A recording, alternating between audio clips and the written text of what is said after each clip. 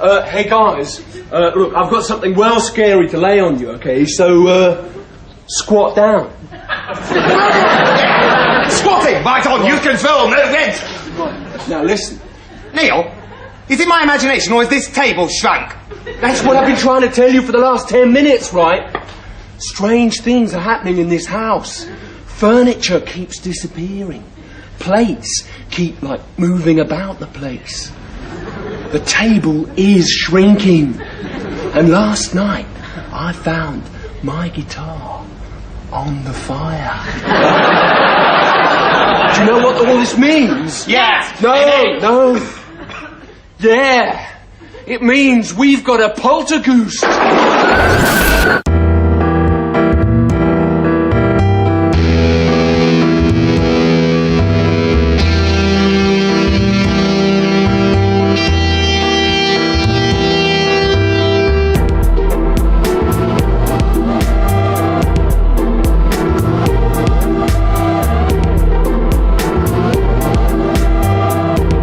You're listening to the Mystic Menagerie podcast, your regular descent into the world of alternative entertainment, art, and culture.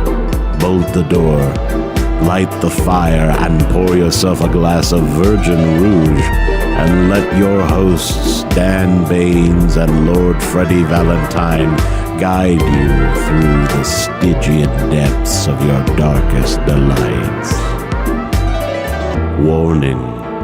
Listener discretion is advised. Hello and welcome to the Mystic Menagerie podcast episode number 9. Today is the 27th of May 2015 and I'm your host Dan Baines, joined by my co-host Freddie Valentine. Hi there, Freddie. Hello, and what a wonderful day it is today. What a great show we've got lined up, hasn't it, today? We've got everything. We've got poltergeists, we've got black-eyed kids, we've got sort of Ouija board type things that are in the news, so it's going to be a fun-packed show. Oh yes, full of goodies, full of delightful dark goodies.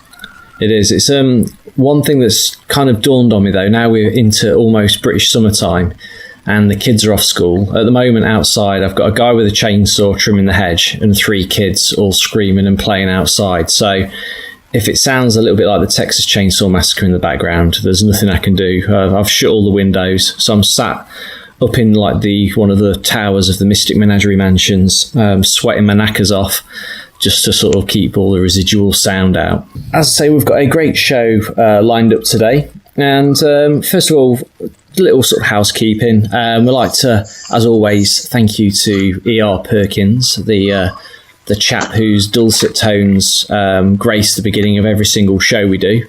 And we haven't thanked him for quite a long time. So thanks again for doing that for us. It makes, gets the show off to a good start every time we do one. It does. It's got one of those very evocative voices, that's better than a film trailer. You need this sort of a voice. I suppose the word to describe his voice is gravitas. That's it. Yeah. That's the word, I feel. He has got a very good voice, but then that's his job. So, he does it well. And we've had quite a lot of Patreon backers since the last show, Freddie. We're doing pretty well at the moment. We're almost halfway to our bizarre trip around London that we said we'd do when we get to $500 a month. Fabulous. And I've got to say a big thanks to all the people that have and continue to support the show, because it does mean a lot to us. To keep a show like this going, it does rely on people supporting it and being behind us, So, we can't express how much we do support and appreciate the support you're giving us here, and appreciate the fact that you are behind the show and that you're enjoying it. It means a lot to both of us, that you're giving us your support here. So we can continue for many years to come. We can. So we're going to have a big shout out to our new Patreon backers. So we've got Libby, David Eichler, Justin Woodman, Eric Dyer, Phil Nichols, and Timothy McDougall. So thanks to all of you for supporting the show and helping us continue doing something that we love. Actually, it feels more rewarding than actually doing the magazine, to be honest. So we're really enjoying it. It does. The magazine, it was fun to do, but it's kind of, it had its course. Magazines are kind of like very much a thing of yesteryear, really. In getting information across, because years ago, like you say, you could buy a magazine in a shop that was your only source of information. But now, because of file sharing and everything else, it took a lot away. And a podcast is much easier to do. I mean, to us, it's much more fun to do because we can let our personalities out more. We can cover topics, we can go off at tangents. Do you know what I mean? It's not such a rigid structure here, so we can be more ourselves, put our personalities into it. I think is part of it. I feel. Yeah, I think the term, what we do is we wing it pretty much. we speak to each other throughout the week and sort of discuss what we're going to do. But when it actually comes down to the show, it's basically just like us recording our normal telephone conversations. But looking at magazines as well. Did you know that Bazaar magazine is no longer? Yes, I did see that as an announcement on their Facebook page because the figures, the sales figures dropped dramatically. You know, because I think that is. I mean, it started out as a good magazine. It had a lot of really weird stories in it, but towards the end, it was almost like I suppose an alternative culture porno book, really. Because it was pictures of loads of burlesque women holding sort of chainsaws and leather whips, and that's basically all it is. And all the weird stories. I mean, the first issue. I remember buying the first issue. There's a story about waiters doing horrible things to people's food if you complained. And there's like real stories about waiters that saying about people tossing off into people's curries or whatever like that. And it's like, and that's kind of we wouldn't see anywhere else. They also had an interview with a London tube driver about suicides. About how people commit suicide and how that is also kind of bizarre, really bizarre and dark stuff like this. But towards the end, it was just basically like a porno book with women with tattoos. Yeah, well, it was pretty much like a porno mag, because I remember probably about 3 years ago, my wife got me a subscription to it. And yeah, it was she was quite disturbed when she found a copy of it on the coffee table and asked where I got it from. And then she actually said, well, you got it me as one of my Christmas presents. So so that was a bit of a shock for her, and she never bought me a copy again. Well, no, it changed dramatically. I mean, you don't mind having a bit of that in there. When you buy, if you want to buy a porno book, just go and buy a porno book. If you want to buy a magazine about weird stuff and wonderful stories, which is what it used to be. That thing about shrunken heads in there and all sorts of stuff. Yeah, you want to read that. You want, you can look at these pictures of women with. You can look at them on the internet anyway for free. So why would you want to buy a magazine? But I think the other problem with magazines like this, they bring out an online version. So people can download the PDF version of it. So I assume that one person buys it and sends it to all their mates, which is the usual thing. Yeah, it's a shame. And that affects sales. I only used to read it when I had a long flight, and you always used to get the person on the seat behind you on the aeroplane peeking over your shoulder and giving you disapproving looks when they used to get up and go to the bathroom. So no, that's going to be no more. But it's the nature of the beast. Times are changing. And you've got to stay one step ahead of the game. Definitely. We've actually, in response to last month, or was it? Yeah, it was last month. Actually, I was going to say it seems it's been quite a long gap between the last two shows, but we'll go into why later on. But we asked for reviews for iTunes, and at the moment we've got 8 5-star reviews on there. Not 85, just 8. 5-star reviews. So, but 8 5-star reviews is pretty good. We're creeping up the iTunes chart slowly, which is brilliant. And as we say, if you go on iTunes and leave us a review, it doesn't have to be 5-star. It helps if it is, but just let us know what you think of the show, and we'll stick you into a draw, which we'll do every show, and we'll put the names in a hat, and we'll draw someone out, and someone will win a prize. And I have this month's prize winner here, and they go by the name of Mezza SS. I don't know who it is, but if Mezza SS wants to email us or just drop us a line via the Mystic Menagerie Facebook page, I will stick a nice cuddly Cthulhu in the post to you as a thank you for leaving us a review. So next month it could be you. So get on and leave us a nice review, and you'll be in chance of winning a prize. Excellent. Also, don't they win a copy of Tom's comic as well? They do, yes, they do. That is the other prize. They win a copy of Malevolence Click Click, which was the prize, also a prize from last month. So you get the Cuddly Cthulhu and a comic, and I'm sure next month we'll find something equally great to give away. So yeah, Mezza SS, drop us a line, and the prize is yours. Fabulous. So a winner. Lucky winner. Celebrate. Have a bottle of blood red wine to celebrate. That's it. So we're going to take a short break now, and then we're going to get on with the show. Charlie, are you here? Oh shit! Oh shit, yo! Yo, Charlie, don't be a dick! Okay. Charlie, are you here? What the fuck? Hello and welcome back, and this is the regular section of Our Bizarre Life, where both Dan and I let you know what weird things we get up to in our strange little worlds. You know, we don't do the normal things. You know, you don't hear the same usual stuff that other people will tell you about their weekends. It's always something strange with me and Dan, or something unusual. But it's been quite a sad month for me, Dan, as you know. I do, yeah. Because my little friend, and every listener who's regular to the show would know him, Terry the Budgie, sadly passed away.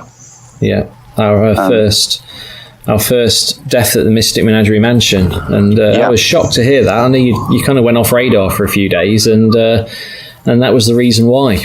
Yeah, I was very upset. I mean, the thing is, I work at home, do a lot of readings on the phone and stuff like that, and email readings and that. So I spent more time with Terry than I did any human being. You know, I mean, my partner, she's at work most day and comes home in the evening, but I spend all day and all evening with Terry. You know, and he was so tame. It's the fact there's a lot of birds, they fly about, flap around the room, and if you let them out of the cage. But Terry was very, I say he's so tame that he trusted me 100%. And he's quite a character because he could speak. You know, he used to say his name. And if I come in the room, he'd say, "All right, geezer," and stuff like this. He'd imitate things that I say to him. Yeah. But he had a very specific taste in music. It's like the stuff I listened to, he wasn't particularly keen on some of it, but I was playing this game called Song Pop, you know, where you have to, it's like a name that tune thing where you guess certain songs, they play like seconds of a song. Yeah. And every time ZZ Top came on, he went mental, started chirping, his head fluffed up like a massive afro. I thought, every time they come on, he must like them, you know, or something about their sound, their guitar, I don't know, the beards, because he's got a beard himself. So I played him some ZZ Top songs on iTunes, and he danced to them and really into them, you know, it's his favourite group. Yeah. But eventually I bought him a ZZ Top CD, and that was his favourite. But unfortunately, I had him for quite a while, and he was so tame. He'd sit on my hand, he'd sit on my shoulder, he'd kiss my face, preen my eyebrows. Very, very friendly little pet. He was a little friend, I suppose, more than a pet. But we went away to Seaside, and we came back, he was in a bit of a hump, we'd been out for the day. But he had a tummy problem, had diarrhoea, so the vets gave me some antibiotics for him. He seemed to be getting better, and wasn't eating much. But on the Friday, he was sitting on my shoulder, you know, just like normal, kissing my face and everything else. He just flew across the room, and he had a stroke. He couldn't walk. One side of him, he put his wing out, just fell to the side. But he was trying to fight it. He was standing up. He was trying to fight it. Yeah. So we rushed him to the vets, and you know, took him in the car, rushed him to the vets. But then he kept trying to fight it. He kept sort of shaking and that. But he wasn't screaming. He wasn't in pain. But then he just silently passed away on the way there. But so yeah, it's very sad. So you know, a very sad moment. Yeah, it is. Missing Terry. I'm sure our listeners will send their condolences through, via the Facebook page or by Twitter. So he's got his own page actually called RIP. It was Terry the Budgie, but I had to sadly change to RIP Terry the Budgie. Oh. And it's lots of pictures of him on there, so they could put messages on the page, the Facebook page, RIP Terry the Budgie. And to leave a message for Terry or tributes to him. Yeah, it was sad because he's been immortalised on the shows though. If you go back and listen to a couple of the Mystic Menagerie episodes, you'll hear him chirping away in the background. And so, in that respect, he'll always be with us on those recordings. So at least we've actually got a record of his voice. And he's on YouTube. He's dancing to Emerson, Lake and Palmer. Okay. Progressive rock. He's going mental to that. It's a video of him, and he's bobbing his head up and down and strutting around his cage and going completely mental to some progressive rock music. So that's on YouTube. I think it's Terry the Budgie Loves ELP is the name of the video, but it's on YouTube. There's a few videos of him on there. So yeah, sadly lost. But we've got some new budgies here because it's the silence without his little noises, and there's always something going on. You know, you reckon them was either shuffling around or he was chirping or dancing or saying his name. Yeah. The silence was deafening. You know, once he left a big hole. Big gap. So we had to get some budgies to fill. They've got 2 baby ones called Frank and Sally. Sally, cool. So they may be babies. Oh, well, will we hear those in the back? I think I heard one earlier. They're not as vocal as Terry because they're babies. They're starting to get a bit more comfortable, but they can be quite vocal. But they're not as vocal as Terry because Terry was so tame and relaxed. And if I talked, he'd copy me. So the reason why on the podcast, if I was talking, he heard my voice. He started talking along, thinking I was talking to him. Yeah. So he was like having a conversation. So it's me and you talking. I'm talking to you here. He's thinking that I'm talking to him because he can't, see you there. So he's chatting away, thinking that he's part of the conversation. So I don't know what he was saying on them podcasts. If someone can translate budgie language, they'd probably have some interesting stuff to say about the world of paranormal. I was listening to a podcast actually, probably about a week ago now, about communication with animals and how animals know what basically you can communicate with them just by thinking. It was a bit far out for me, but they had people thing. They had a horse in a field, and they got all of this group of people to focus on this horse and shout out its name, but in their head. And guess what? The horse stopped eating and looked up, which I found amazing, because horses don't usually lift their heads up and look around, do they? No, they don't. No, especially if you stood looking at them for 5 minutes. So it was all. It all seemed a bit coincidence and a bit far out for me. Maybe, I don't know. I'm a bit sceptical in that respect, but well, I think some animals do know. I mean, you can communicate with them. I mean, Terry was very communicative. I think he did pick up on moods, Yeah, I mean, it's the dog thing as well, isn't there? Like a dog will usually go and it'll sense when. Like you're coming home from work, and it will go and wait by the door and things like that. So there is a certain sense there and some form of communication going off. But whereas telepathic communication with horses and lions, I mean, this woman was saying she went into lion enclosures and was transmitting sort of good vibes to it, so it didn't eat her. I don't think I'd be quite. I think I'd have the balls to try and test that out, though. Would you? No, I wouldn't be so confident about it. You know what I mean? Right, it's different with a dog, but yeah, definitely. I mean, it's strange because like the communication. I mean, Terry's very friendly, very upbeat, and all that. And in the afternoon he used to have a nap. Like he used to have a nap, and after he kicked off to ZZ Top, in the morning. Recently I had an operation on my leg. I had a big lump taken out of my leg, and I sort of felt sorry for myself a bit. I was lying resting my leg, but he would not leave me alone. He could see that I was quiet and not being myself, and he was trying to make me laugh. He was doing silly things and banging his bell and jumping up and down his perch. He was just trying to get my attention all the time. I had to sit by his cage, and it's almost like he was trying to cheer me up, trying to entertain me. Yeah. Which normally in the afternoon he would be very quiet, but I think he knew there was something not right with me. Yeah, well, so maybe there's something. I think there's some intuition. Yeah, definitely. There is something in it. Yeah, I think they do have some sort of. Pick up on emotions or vibes, I suppose, or people's body language. But there definitely is a connection with animals. I mean, I think some animals are just stupid. Like rabbits are very hard to connect with. Yeah, I can't say I've tried to connect with it. I'm not a very animally person. I hate to say it, but I'm just not. Mind you, I've got 3 kids, so I suppose you could say I'm a kiddie person. But not in the most magicians. Say not in that sense. But yeah, a father to 3 children. I haven't got the time to be an animal person. So I don't know how people cope who've got sort of 3-4 kids and a house full of dogs as well. That drives me absolutely nuts. But yeah, you've also didn't you do an interview with our friend Tom for the Spectral Times this month as well? Yes, I did. Yeah, I did a question and answer with Tom about my sort of seance work and readings and stuff that I do. Because there was an article in the last issue about this podcast itself. There was, yes. And it's a great magazine for any of the listeners that haven't read Spectral Times. Go and download a copy, or buy a printed copy. It's free. Yeah. It's free to read it, or you can buy a printed copy if you want to sort of sit on the tube or and read it as well. You can get a nice printed copy, the old school guy. Yeah, old school. You can get that, But it's a great magazine, and the articles in this, the presentation's well done. It's a great magazine. But yeah, I'm going to be in the next issue about some stories about the weird things that I do, for a living, sort of seances and tarot readings and stuff like that. And also a story about my first tarot deck is how I got my first tarot deck. Was quite a strange story, actually. Okay, cool. Are you going to leave that till it's in the magazine, or are you going to reveal it now? Or well, there's a lot more in the interview, so I could reveal it now. Yeah, the weirdest thing was that it's to do with witches, actually. Okay. Because this is when I was quite 16, and I had a cheap small deck, one with just the major cards in it. I got from somewhere, but I had a proper deck, but. We used to go down the pub, and there was these hippies that were older than us. They were proper hippie stone bohemian, come around. We go down the pub with them. They had all these sort of long coats on, listen to sort of very heavy music. They're into things like Marillion and all this kind of stuff. A bit like Danny out of With Nail and I. Yeah, like that. Yeah, like loads of Neil from the Young Ones. Yeah, that kind of stuff. And they were very much into mystical, Eastern philosophies and stuff like that. It's almost like they were the remnants of the 60s, even though they were too young to have been around. Okay. At that height, they'd have been nippers, I suppose.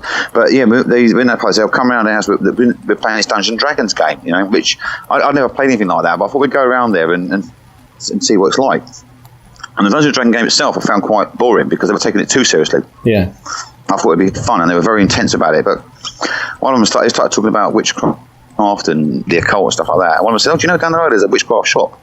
and it's hidden. You have to know about it to go there. Right. They don't advertise. They don't, there's no signs about it. And there was like this down the Bath Road, it's called, like a main road there, all shops down there.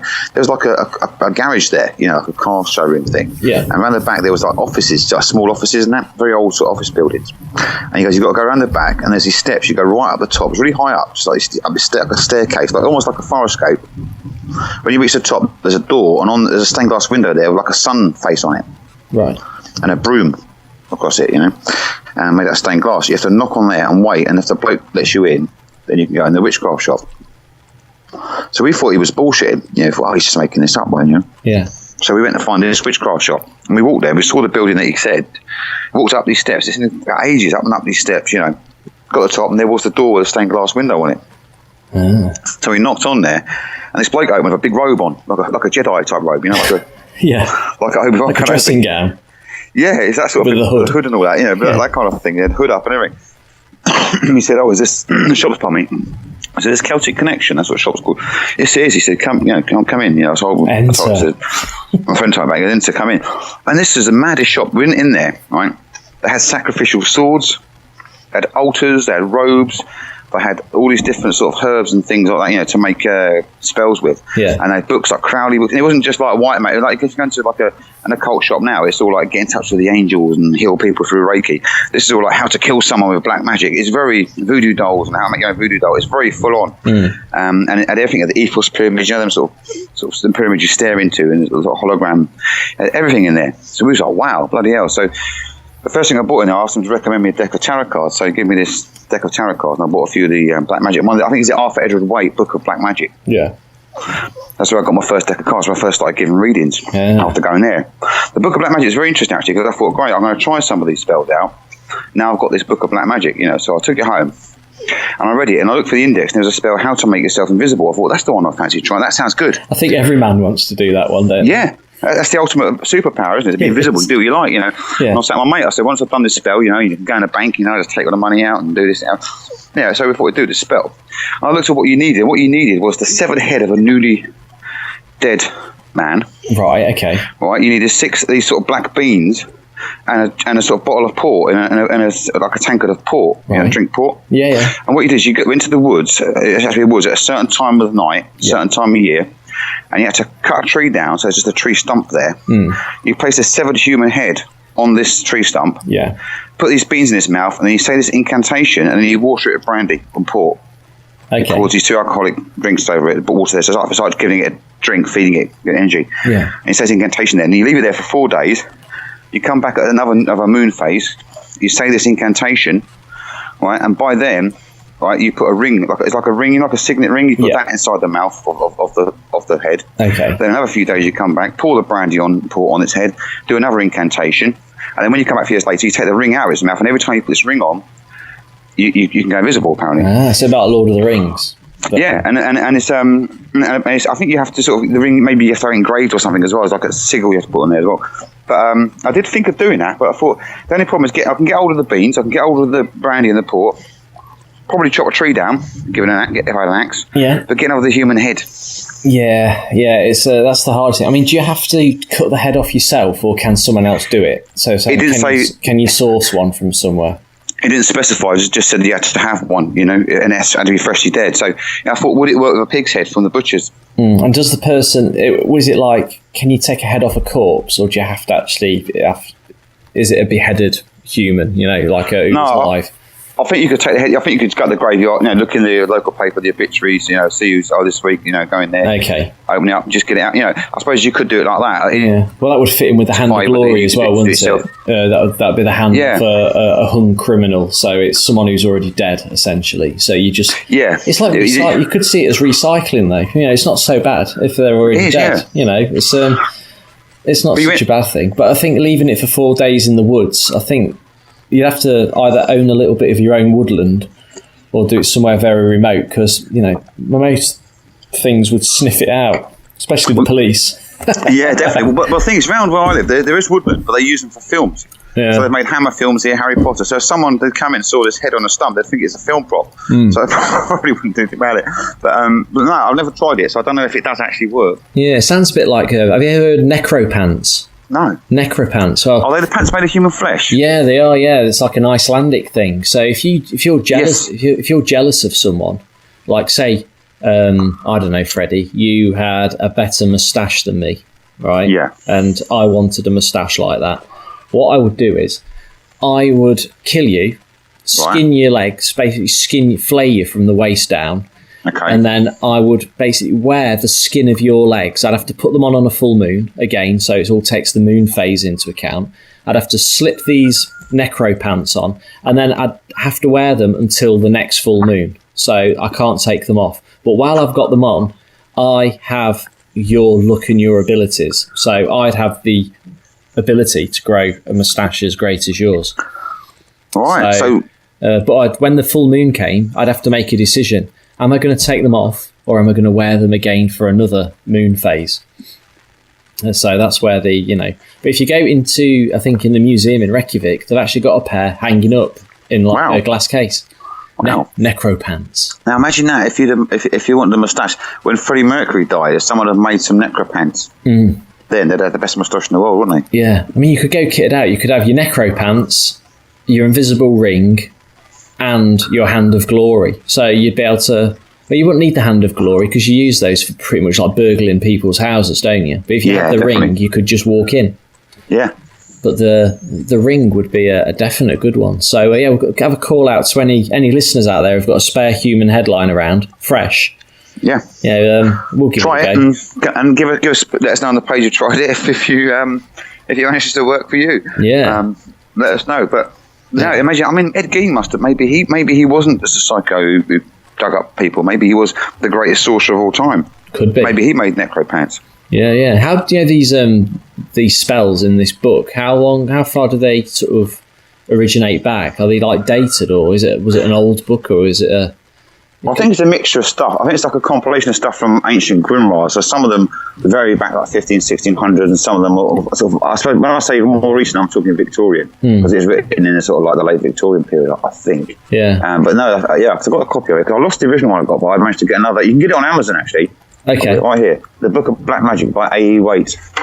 And it's got all the spells in there. It's Arthur Edward Waite, yeah. And it's got all the sigils and things like symbols to write on there. They're old grimoires. Brilliant. It doesn't really specify the origins of them so much, but it just sort of says where they're from. That's maybe post a link on the Facebook page to that. Yeah, it should do. Yeah, and there's one called Venereal Experiments, Invisibility, the Hand of Glory. How to make a Hand of Glory. Yeah. Visions. How to get visions of spirits in the air, and it's also got a chance to summon up different demons within a circle. Conjuration. There's a whole chapter on conjuration in there. Cool. It's a very good book actually, and the sigils are brilliant. I mean, it's the illustrations are good in that. It's well worth getting hold of if you're into that sort of stuff. Yeah, definitely. I mean, I think in terms of for bizarrists and storytellers, you've got. I mean, the story itself around the invisibility ring. Is perfect. If you're going to do I know J.C. Marini has a ring out, which the story revolves around a ring that basically can make you invisible. And that story would fit perfectly with that ring. So it definitely would, yeah. Yeah, you could get a great routine. Another funny story about that shop, they used to sell these books. They were ones with they were quite cheaply printed. I think they were by like a small publisher. There's like books of black magic, black and white magic, and like spells in them. Yeah, like pamphlet type books, like fanzine type things. It was like a thicker cover, but they were like pamphlet type. They weren't massive books, but they had spells in there for different things. My mate, there's a friend of mine, he's a bit dopey at the time, and he was quite into stuff. He'd try anything. And he goes, he bought this book of black magic spells, how to get what you want using black magic. Yeah. And one of them was about job interviews. Okay. And it said that what you must do to get a job, if you go to the interview, you've got to wash your face with your own urine, right? Okay. But it's got to be fresh urine, because stale urine smells. Yeah. And he goes to me, I'm going to try that, because if it's a spell, it's going to work. And you have to basically sort of put a plug in the sink, piss in the sink, then wash your face with this urine. Do you know what I mean? And then look in the mirror and say this spell. Yeah. And he went to an interview. Didn't get it though. Probably stank to high heaven. I bet he did. I bet he smelled like a tramp's bed, like tramp's den or something. But he did, yeah. Smelled like a gents. Oh well. Thank God I don't have to do job interviews anymore. I might have given that a go. No. Exactly, yeah. I don't know. I mean, it didn't work for him, you know. So unless you read the incantation wrong, you know, maybe you're in. Well, would have worked, you know. Talking of demons and incantations and weird things, have you seen the thing in the paper at the moment called Charlie Charlie, Are You There? Or whatever it's called. Yes. Yeah, that's the new. Supposedly, all the kids are at it. It's the new demonic teen game that's sweeping the nation. And I think if no one knows what it is, then just type in on Google. Just go on Google and type in Charlie Charlie, Are You There? I think it is, and it's like a Ouija board type thing. It supposedly originates in Mexico, but it doesn't, because according to Mexican legend, there is no demon called Charlie. So no one knows where the term Charlie came from. But all you do, you draw a cross on a piece of paper and you write yes, no, and yes, no in the boxes. And then you just do a cross two pencils. You balance one pencil on top of the other and then ask your question. I think you have to say, Charlie, Charlie, are you there 3 times or something, don't you? And then you have to ask your question. So saying, Charlie, Charlie, are you there 3 times will summon the demon. I'm not going to say it one more time because it might summon the demon on the show. And we just don't know what's going to happen. Could be Charlie Manson. It could be. You never know. But once you've said that 3 times, you can then ask your question, which the most popular one at the moment is, will I marry Justin Bieber or something along those lines? And the pencil will then move into one of the quadrants and give you a yes or no answer. And it's just, I don't know, all the teenagers go, there's videos of it in YouTube of the pencil moving and teenage girls screaming and going mental. And then there's Catholic priests warning not to do it because you're inviting Satan into your home. And it's just, honestly, how can, I mean, obviously it's grabbed the attention of the nation, so there's something in it, but I don't know. What do you make of it, Freddie? Load of rubbish? I don't know. It seems to be very fun, doesn't it? I mean, there's a whole thing on Twitter. There's a hashtag with hashtag Charlie Charlie Challenge. That's it, the Charlie Charlie Challenge, yeah. And loads of people are doing it. Do you know what I mean? So it's obviously, I suppose, like, you know, a lot of people used to play with Ouija boards, and you can't get hold of Ouija boards as easy as you used to. I mean, for kids. No, you can. The thing is, the weird thing is that you can in America, of all places where, you know, lots of Christians hang out. The last place you'd expect to find a Ouija board would be in what's it called? It's not the 7-Eleven. Target, you know, Target stores. I went into Target because, being a gaming geek, I was looking for something geeky to play for my 2 weeks in America, and there it was, a pink Ouija board with a pink planchet. I've seen that. Yeah, specifically designed for girls, and it just uses the same concept as a Ouija board to contact spirits, to ask like really stupid questions. I mean, if you were a spirit, it'd be like someone knocking on your door, some girls knocking on your door and asking you really stupid questions like, you know, which one out of Bros? One Direction. One Direction. I was thinking of Bros. Shows you how old I am. Yeah. One Direction, yeah. You know, which member of One Direction fancies me and knocking on your door? You'd be like, what? I don't know. You know, that one. The one with the long hair. I don't know. Yeah. It's just crazy. But yeah, you can buy them in the States, no problem. That's strange, because over here, they're very funny about Ouija boards. I don't know if it's illegal to sell them, as someone said in a shop. Someone told me once, but I don't believe that's true. But I went to like the shop Mysteries in Covent Garden, this is years ago, or way back in the sort of 90s or 80s. And I asked for a Ouija board. And they said, oh, no, we don't sell anything like that. Oh, no, we won't have those in the shop.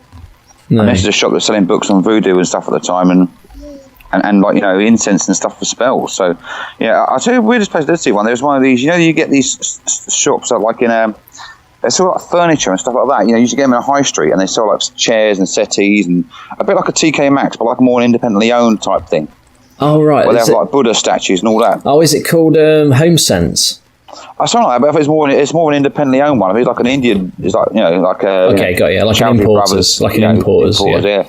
And they had all like glass coffee tables in there, and settees. And that. I mean, Mrs. went one. She saw there's a Ouija board in there. Like, it's like a ceramic type. It's like a one made like very ceramic. He had a big sheet of glass you put over it. Yeah, there wasn't a wooden one. So and it's like a tenner. Wow. Get it. You know. So they had a Ouija board in there, and the bloke in the shop, he goes, he said, I haven't got a clue what that is. It's like people keep looking at it funny when they come in the shop. Yeah. But that's the only sort of shop that I've seen selling them. Yeah, and I even knew what it was. It was like a nice coffee table thing. It just goes to show that something so simple as a piece of wood with letters printed on it will strike the fear of death into most people, basically the uninitiated, I suppose, or even like the uneducated, or just people who are just generally scared of the unknown. And it's anyone who's ever used one will know that it's got nothing to do with summoning evil spirits and stuff. I mean, obviously there are times when they, you get the impression they do work. I mean, you use them in your line of work, don't you? Yeah. But I've had things happen which I can't explain with them. To be fair, yeah, I've had some really weird stuff come out. And once I had doing it, and it was fluent German coming out of it. Because it was writing stuff out, and it was all like gobbledygook. And I said, "Oh, this is just talking crap," like, And a woman in there, she spoke German. She goes, "That's German," and the 3 people operating it couldn't speak German. That is a strange one. So that's quite that was weird. I think in the right hands, that you can get results out of them. But the main audience they're aimed at is the dabbling sort of teenager, or kids, games, someone who wants to start their own ghost walk and doesn't get very far. Exactly. Yeah. I mean, the whole Charlie thing, though, is the same. It's the same concept, isn't it? It is. Yeah. I mean, if you balance, is it in a film or something? Because it seems to have taken off quite big. I don't know. You would have thought it had been some sort of guerrilla marketing for a film, like a Paranormal Activity type film. But as far as I can gather, there's nothing connected to it. It just seems to have appeared from nowhere. Because usually when things become very popular these days, it's usually due to some American TV show or film that's come out. Yeah. It seems to have just comes out of the blue, spouted out of nowhere, really.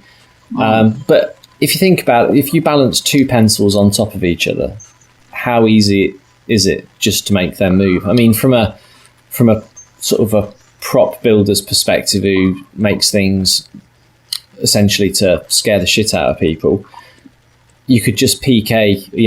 When we say PK gimmick, we actually mean to the layperson, we put magnets inside the pencil. If you put a magnet in the tip and a magnet at the other end, so it's equally balanced, and you sort of have a magnet on your wrist or on your knee or something, you only have to get within a few feet of that pencil, and it will move which way you want.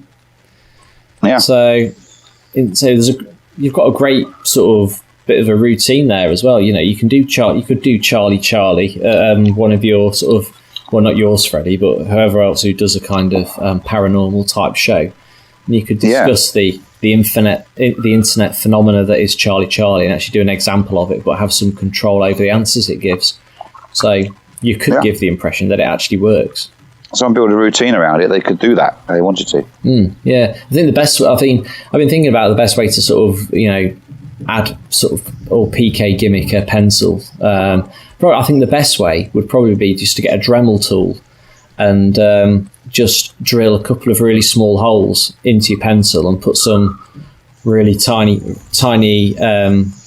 neo-magnets in there, and then just patch it back up and paint the pencil the same colour. So like if you've got a blue pencil that's got a blue exterior, just drill the hole in and then paint it back over with blue paint. Or the other way I thought was to actually just get a piece of dowel, which is the same thickness as a pencil, sharpen the end of the dowel and dip the end in like some black paint so it looks like it's actually got a nib on it, and then just put your magnets inside that. So it's not really a pencil, it's a dummy pencil, but it's got magnets inside.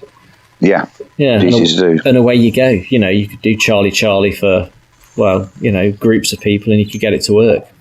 Yeah. But it would work. Even as the outcome. Yeah, it'd probably work without the magnet anyway. All you got to do is breathe on it. Yeah. There was that bloke on the TV who was doing that thing, that had a pencil moving, didn't he? He was blowing on it gently and it moved across a table. I can't remember what that bloke was. Yeah, that was... they had him under scientific test conditions, didn't they? He was using... That's right, yeah. He was basically using the power of the mind to move objects. He's on one of these things like Johnny Carson show or something like that, one of those sort of programs, wasn't he? Yeah. I think James Randi went on there with him. Yeah, he could kind of position his mouth, so even though his face was facing away from whatever he was moving, he was able to direct his breath so it hit the object and made it move. I think it was back from the 80s though, wasn't it, that one? Late 70s, early 80s, yeah. I mean, I think he had quite a dubious end to his career, I feel. Yeah. So, but Charlie, if you go on the internet, if you've not already come across it, Charlie, are you there? Go and Google it, have a look. And also, if you're a bizarre performer, just sort of have a look and maybe come up with a little routine around it. It might be a nice little sort of experiment if you're doing a paranormal evening. Yeah. And if you've got a good routine or something you'd like to share with people, send it to the show, and we'll include it in the show or in the extras for the Patreon subscribers. Yeah, definitely. And before we get... is there anything... Have you done anything else bizarre this month, Freddie? Because I kind of... the Patreon... Not really. I've kind of been... Yeah, I'm all been upset about Terry the Budgie, but just basically doing my usual things, readings and seances and that kind of exciting stuff. But that's pretty much what I've been up to. So, yeah, what have you actually done? You've been busy with Doomsday mostly, haven't you? Yeah, I have. But before that, I actually did my Mummified Fairy lecture for the South East London Folklore Society back at the beginning of April, which was brilliant.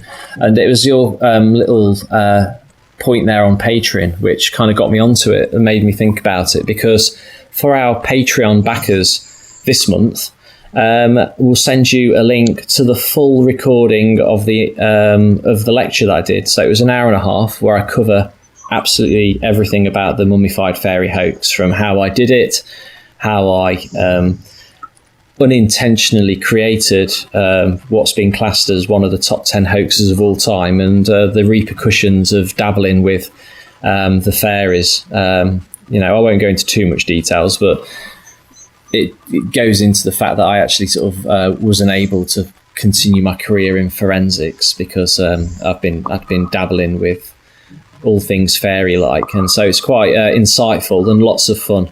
And if you back us, to get into the inner sanctum, it's just $15, and you'll get access to last month's free show, which was So You Want to Be a Mystery Entertainer, and you'll also have access to the full Mummified Fairy lecture. So all of you who already back us already, you'll get a link to that in the next few days. But if you want to listen to it, it's well worth the $15, and I think you'll find it quite fun. It was a really good crowd there, Freddie. It was excellent. I think there was probably about 70 or 80 people there.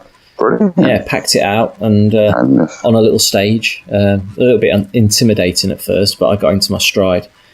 It was lots of fun. So I did that at the beginning of the month. Met lots of interesting people, and really for the remainder of April May. I was gearing up for Doomsday. And that takes a lot of energy, doesn't it? It does, yeah. It's the first event I've ever organised, and people said it was the best one yet. So I came away, on cloud nine. I think everyone came away from Doomsday this year with a creative spurt of energy. I know, for example, Paul Voudini has had so many ideas, he didn't know where to start. And also Tracy Wise, who was the crime scene illusion lady, she came away with lots of new ideas, and she's very active on Facebook at the moment. So Doomsday does that for people. It's like if you've got writer's block, go to Doomsday and it'll be like someone's unleashed hell in your brain creatively afterwards. Excellent. You can't ask better than that, though. I mean, any event like should be inspirational. You should go there and be inspired. Any event like that. Yeah, that's the whole point of it, really, isn't it? To be entertained and inspired. It was the first Doomsday as well that we've had where we actually had good weather. Usually we go up there and it is like Doomsday. It's whippy, it's windy, it's rainy, the waves are crashing. For saying it's almost June, it's absolutely freezing cold. But this time we had sunshine. I actually had to keep opening the doors there because it was so hot. We had Michael Diamond, aka Dr. Diabolo, breathing fire everywhere, so that kind of heated things up a little bit. Actually, if you go to the Lebanon Circle website and look in the Imaginarium, which is my blog section, you actually see some photographs from this year's Doomsday, and we had so many good acts. It was unbelievable. I mean, Friday night was Dr. Diablo's Carnival Macabre, so we had Bendy Bendini, a contortionist who was swallowing swords and sort of pushing his body through tennis rackets. And then we had the electric lady who was lighting things with her fingers. She had like a electric current going through her. Dr. Diablo was drilling holes in his face, hammering nails into his head, putting mouse traps on his tongue. You know, the good sort of healthy entertainment. And all day Saturday was lectures. So we had Prof. BC. He did a really good lecture. Todd Landman. We had Stuart Burrell, which was a really interesting one. He had a 15-minute slot, but I actually wish I'd given him an hour and 15 minutes, to be honest. Stuart Burrell is like 10 times world record holder escapologist. Cool. And he gave a lecture on the dark beginnings of escapology. And it was really interesting. And one of the great things he did as well, do you know, like in the sort of 80s, the whole big thing about being a man was if you could tear a telephone directory in half. Yeah, that's a big thing. Yeah, Mr. Muscle and all that. Yeah. We can't get. I mean, the telephone directories that come through the post now. My 2-year-old kid could rip one of those in half. You know, yeah, because they're flimsy, aren't they? There's nothing in them.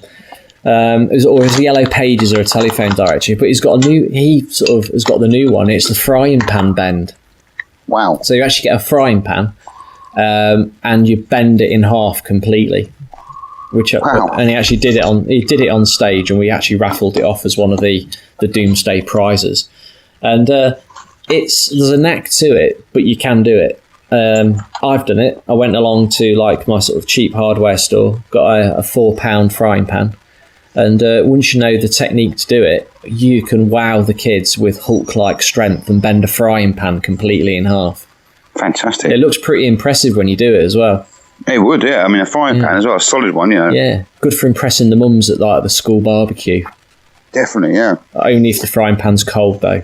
Otherwise, Also, if you go into like a restaurant, a chef that cooks you some crap meal, and they argue with you, you just pick up a frying pan and do that, and say, look, you know, give me a I'll put your head next.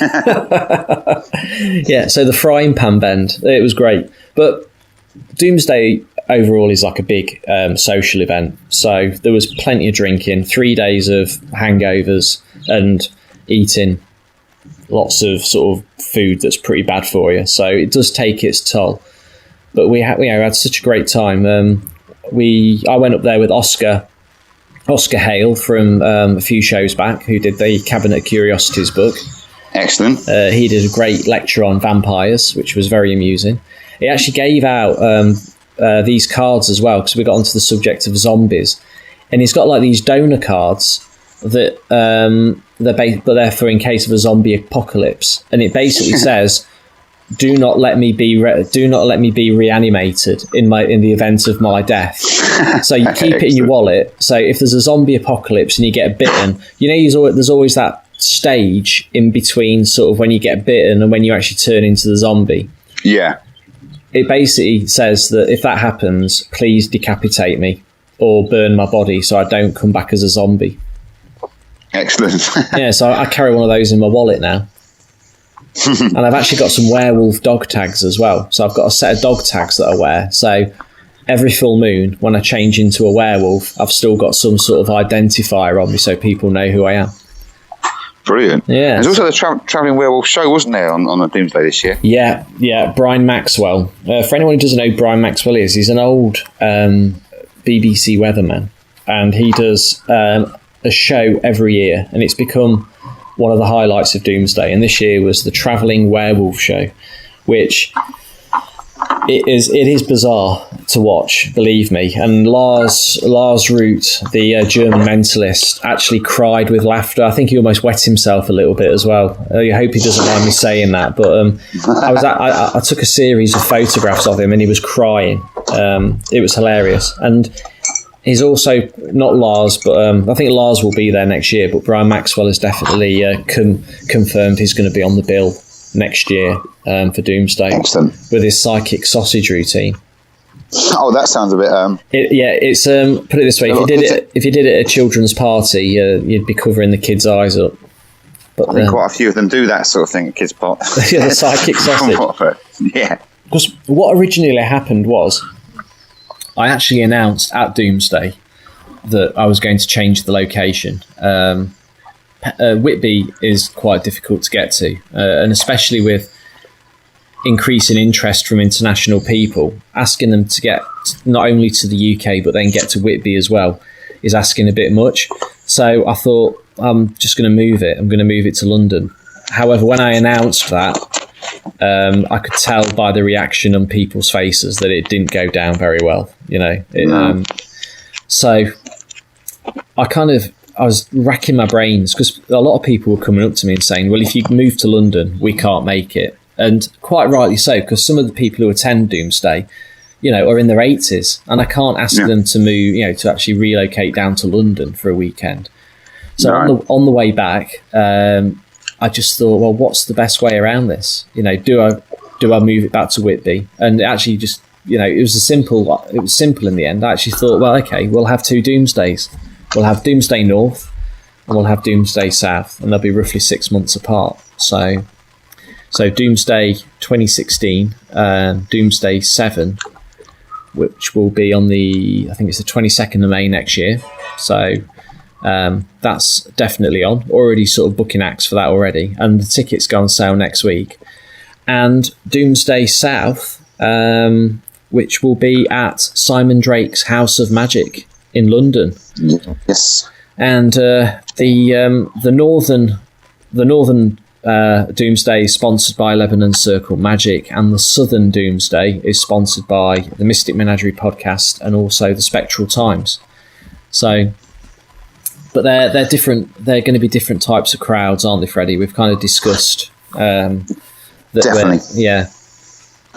It's going to be a different vibe, I think the South one's going to have some more esoteric, I suppose, kind of things on there. I mean, less magic related, I suppose. There is going to be magic. Going to be some of that. Yeah, there is going to be magic, but it's going to run a little bit more like what the podcast does. So we're going to cover as many sort of strange areas as possible. So we're going to have film directors who make horror films, writers, performers from the alternative world, maybe some TV celebrities. We're not quite sure yet, but we've got many pokers in the fire. And definitely, I think even if you're from the magic world, you're going to find a lot of things at Doomsday South, which will, again, you'll be walking away full of inspiration and ideas, especially if we have some, real life sort of ghost hunters or cryptid hunters or some people with genuine tales to tell. And it's all going to be set within the gothic surroundings of Simon Drake's House of Magic, which for anyone who's never been, it's almost like being in the house from the Rocky Horror Picture Show. And it's got a stage, projector, there's going to be like a buffet lunch, and the ticket price is going to be reasonable. And if you are a Patreon backer of the Mystic Menagerie podcast, you'll also get discounted tickets as well. So that's another reason to back us on Patreon. Definitely. And we're going to, I can't say much about anybody because confirm that it's a year away, but there's going to be some amazing people on. The ideas that we've got at the moment for people as guests is going to be quite spectacular, I feel, here. Yeah.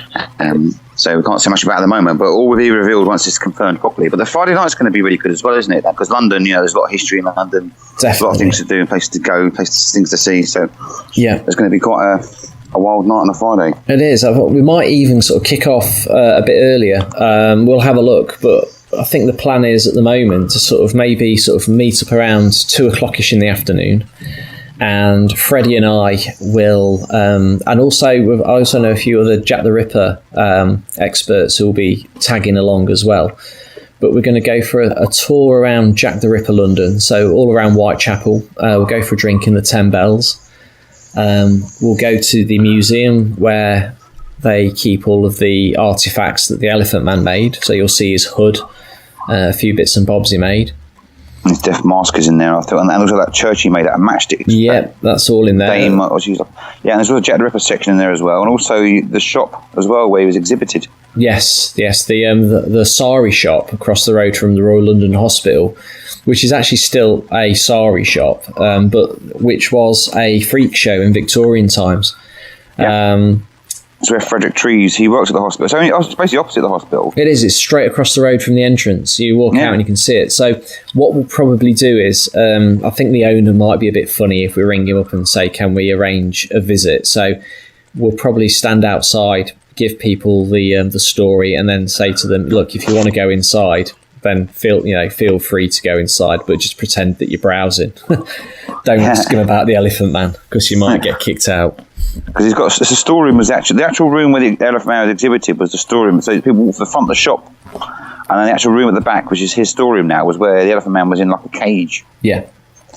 That's where it was. Yeah. Because I've seen the bones. I mean, it's not as hard to get in the right timing there, but the bones are the Elephant Man are at the hospital, but it's in the pathology department. Well, it depends on the right time of day and the right person there. But the museum is fantastic. Yeah. It's hood and everything there. And I think once we've been there, we could go somewhere like there's the Welcome Collection. So you can go and see shrunken heads, trepanned skulls, Victorian prosthetics, all sorts of strange things. And also the Hunterian Collection. And of course, it's the Last Tuesday Society there, which is a museum which has got loads of shrunken heads and dodo bones and death masks and all sorts of strange stuff. And it's got a little cocktail bar, hasn't it, as well? It has, yeah. Yeah, so that might be a nice place to sort of end up and have a few celebratory drinks for the first Doomsday South. So it's going to be, it's actually called As Above, So Below, Doomsday North, Doomsday South. It all comes under that one title, but tickets will go on sale via the Lebanon Circle events page, and I'm hoping to get the tickets out probably next week. Just got to iron out a few costings, just to see how, obviously how much it'll cost and stuff, but we'll have people coming from overseas for both events. So if you're listening to this, it'd be great to see you there, and you're always welcome in the UK, and it'll be a great opportunity for us to show you the bizarre sights of London. Yeah, it's going to be fantastic. Yeah, so I feel that it's over a year away. It's going to be well worth once the dates are announced, getting that in your diary, because there's going to be a lot of very different, unusual stuff happening there. Definitely. So watch this space for Doomsday. And the final thing I've been doing is I've been a busy chap actually, so I've hardly had time to breathe. But I've started doing a little bit of urban exploring now with my son. So brilliant, taking a bit of inspiration from my previous shows. Start him young. Yeah, well, he's 15 now, and I said to him, if you're going to do stuff like urban exploring, it's good to do it at an age before you can get prosecuted. So definitely, yeah. I sound like an irresponsible parent, but I'm not. I did stuff like this all the time as a kid, and I always make sure I pick places which are safe. And so the place we went to this weekend is an undisclosed location in Derbyshire, but it was a disused quarry, and they just stopped production at the quarry because it was rumoured that if they carried on, they were going to destroy a famous monument which was really close to it. So we went in the canteen there, and there was newspapers on the table, mugs of tea, dust masks lying around, just left there from 2005, from the day that it actually shut. Wow. So they must have just walked in and announced that they were closing and you just go home, and people just walked out and left it, and it was still like that. So wow. Yeah, we went in and we spent probably about 2 hours actually in the quarry itself, in the bottom of the quarry, which was a hell of a long way down. And it was like the set of, it was like from a Doctor Who film. It was like being on Mars. I took some really cool photographs. So anyone who's my friend on Facebook will have seen some images that I posted on there. But because of all the iron ore in the ground and all the rust, the whole ground was red and rocky. And you could just pick up like pieces of lead and stuff. It was amazing. It was like it was eerie as well, because there was no wind, and when you're in the bottom of a quarry, you get the echoes, and there was kestrels flying over, and there was a lot of crows there as well. So you got all the, the bird sounds and the echoes. So I'll tell you what it reminded me of. It reminded me of the scene from Star Wars where R2-D2's going down that gully, and the and the Jawas pop out, and they're all sticking their heads up behind the rocks. So it was like being in a sort of scene from Star Wars. And we didn't get caught. We didn't, nothing happened. We just had a great time, took some photographs. But our next little mission, I see them about once a month. So our next mission is we're going to Cannock Chase, which is a hotbed of paranormal activity at the moment. Have you heard about the black-eyed kid story at Cannock Chase, Freddie? Yes, I have. I've seen the video as well. Yeah, we've posted this video on our Facebook page. So if you head over to the Mystic Menagerie Facebook page, you'll see a video. It's quite an old video. I think it was taken in April, I think. But it's by one of these parrot drones. And someone is flying a drone over the woods in Cannock, and they spot a person standing in the trees. So they hover down to get a closer look, and it's a girl stood in a nightie in the woods. You don't see her very close up, but you can see her moving. And she like brushes her hair from her eyes, doesn't she? Yeah, it's creepy as anything. Do you know what I mean? And the fact that it's such a remote place, you know, if someone's going to the extent of faking something like that, there's a lot of effort to go to, isn't it? It is. I found it quite strange that you just see a girl stood in the woods in a nightie. I think anything it can be staged. You know, if you put enough effort into it. But if it's a genuine video, then it is very creepy indeed. You know, what is a girl? It's very creepy, yeah. And it's in daylight as well. I think that's quite an eerie thing. I think if you even Cannock Chase in the daytime can be an eerie place. A lot of it is man-made woodland as well, and the trees are planted so close together, so it's very, very dense woodland. But there's a place there called Castle Ring, which is where me and my son are going to go. And it's an old Iron Age fort, and it's like a raised bit of ground. And that's had lots of very strange sightings around there. Some woman, basically, she was sunbathing up there one day, and she got a very strange feeling that the surroundings were changing, and it was almost like she'd gone back in time.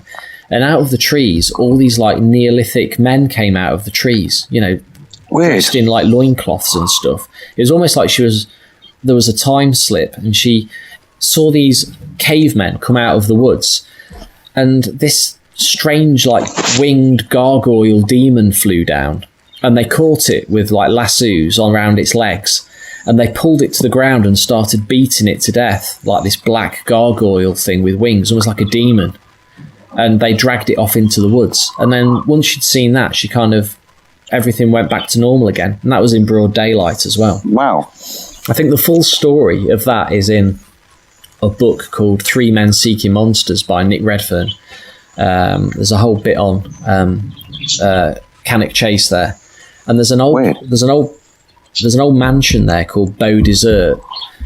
And it was demolished back in the 1930s. However, the company that were demolishing it the company went bankrupt. So they left sort of probably about a quarter of it still standing. But the forest has just grown around it. So it's actually all overgrown. And if you don't know where it is, you won't find it, essentially. But I've managed to locate it on Google Earth. I've spent quite a while scanning the woods, and I've found it in the woods. And rumour has it there's a network of tunnels which used to lead from that mansion to the village and other places within the woods. So me and my son, we're going to go, and we're going to see if we can find any of these tunnel entrances that go which were underneath this old mansion, which dates from around 1230. Wow. So it's been there for a long time. Long time. Yeah, who knows what's under there? There's going to be all sorts. Yeah. So yeah. These things are always great when you get inside them. You know, it's the eerie feeling you get inside them. Yeah. You know, any underground buildings and stuff like that, or any old buildings. Pretty much just been left as it was. You know, that I could say when it's just left untouched and hardly anyone's been in there. There's a real vibe about them. Did I tell you about my time slip once? I mean, it's not as exciting as Neolithic cavemen beating gargoyles to death with sticks. No, it's nothing like that. Okay. But I did have a time experience, and this was really weird. Me and a friend of mine, this is about 1992, we went up to London to go to this event. Yeah. Funny enough, it was a psychic fair, I think it was, and it had been cancelled, you know, probably due to unforeseen circumstances, which is the joke that most people use when psychics say cancel a show. Yeah. But we thought we'd go somewhere to eat, you know, and I think it's in Wembley. And we were walking down this street, and we found this cafe place. It's like an old style. Do you remember the things called Golden Eggs? Used to get in the 70s, and what it was like a cafe. You'd sit in there, and the waiters all wore these like red jackets, like Italian style sort of 60s jackets, right? And they'd bring out food. You know what I mean? It's like egg and chips and stuff like that you can have in there. Yeah. Like a Lions Corners, but this cafe was like that, and we were the only people in there. The decor was very 60s, very 1960s. And the people there were always old blokes. They were wearing these jackets. They were a bit like, the sort of jackets the Beatles used to wear, then with no collar on them. Yeah. But they were like red. And they brought a menu out, and it didn't really have prices on it. And it had all and we ordered loads of stuff. I mean, we ordered I think it was like veggie burger and chips. We had salad. We had mushrooms with it, Coke, coffee, loads of stuff. And then had ice cream at the end. It's probably going to come about 10, 15 quid. A bloke came over with the thing, and it was like £1.20 for the whole lot. Strange. I said, mate, that's fucking cheap, isn't it? You know what I mean? This is good. And the food was good, So they cut corners on the look of the place because it looks like it's not been changed since the 60s or 50s, But, it's good value for money. So we paid them and off we went, Anyway, we went to London, I think it was a month later. We went up just shopping, looking around bookshops and stuff like this. Yeah. I said, let's go back to that place. Go to that place in Wembley. That was good, wasn't it? Went back there, couldn't find it. Went to the exact street where it was. And there was just like an alleyway there where it was. There's nothing there. So we went to the shop next door and said, there's a cafe here last month. We went in and, where is it? And we knew the name of it. I can't remember what it's called now. And he said, no such place. Strange. I've lived in Wembley for the last sort of 15 years. I said, but we went in there. Went in there. And everything there is really cheap. No, I don't know. If it's something like that, I'd go there myself, this bloke said. Yeah. So we asked another shop. Nope, never heard of it. Nope, nothing. So we never found it again. That's weird. And we went back to the exact same location, and we always said about that. It's like the best place you could go to. The food was good. It was dirt cheap. You know what I mean? Yeah. But it was good. It wasn't there. So you had a time slip and got fed for virtually next to nothing. So you had time travel food. And they were playing. The weird thing was they were playing really old music over the. They have music in there. They have music playing. Yeah. And it's all stuff like Ricky, these sort of 50s sort of ballads, like Diana and all that kind of stuff. Dream Angel. So that kind of music. So maybe we went back to the bloody 1950s. Strange. It's like, because time slip's usually like very temporary, isn't it? But to have a whole meal and pay and leave. Yeah, and for an hour. Yeah. An hour we was in there at least, you know what I mean? We're sitting there chatting and stuff. And it's like we were the only people in there. And both of us remember it so vividly, And we went back to go there again. Yeah, and that was before the days of pop-up restaurants and stuff as well, wasn't it? You got this trend now in London where something will pop up overnight and you go in and have a meal and it's gone the next day. But that trendy stuff like that didn't happen back then. No, it's very recent, that is. You know what I mean? This is like a building. They had a sign outside, a proper sign, and these laminated menus and stuff like that. But even that we just thought it was old-fashioned. We thought this has obviously been around for years, and they haven't updated it or changed it at all. Yeah. But quite a wide menu, Yeah, very strange. But yeah, it was mad. Time slips are always an interesting one. So if any listeners have got any experiences of time slips, then just drop us a line on the Facebook page, and we'll, or send us a private message, and we'll read it out in the next show. Yeah, definitely. I mean, that'd be a good topic for a future show of time slips as well, because I read a book about time slips and very interesting ones. Very strange ones. Well, there's two women that went. I think they went. There's like a garden party, and they walked out to this field, and they walked into a wedding, like a sort of around Jane Austen era, all in period clothes. There were 1700s, late 1700s, I think it was. Yeah. All these people dressed in it. They thought it was like a fancy dress sort of thing. And then when they went back there was nothing there. The marquee was gone. Everything was gone. Strange. It's old lady. So there was a book about time slips I did read a while ago. I try and dig it out, actually. Yeah, interesting stuff. So that kind of, I reckon that's it really for my bizarre life. What about you, Freddie? Yeah. So that's it. I feel this show. Yeah. Quite a big one. Yeah, we've had my life has been quite bizarre over the last month. May is a very busy time for me. Yeah. So next May, expect the same sort of gap between shows because it is a busy time. Next show we should have some really interesting interviews from some of the stars of Doomsday. So we'll have that on episode number 10, which will be out in June.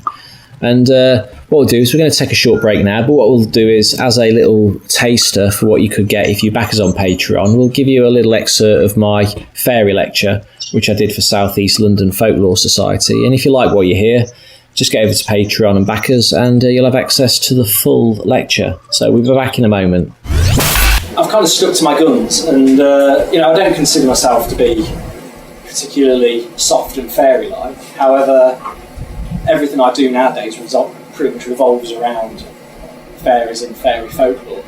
I suppose one of the big questions is, which I'll answer now before we get to the Q&A session, is do I think fairies exist, which is one I always get.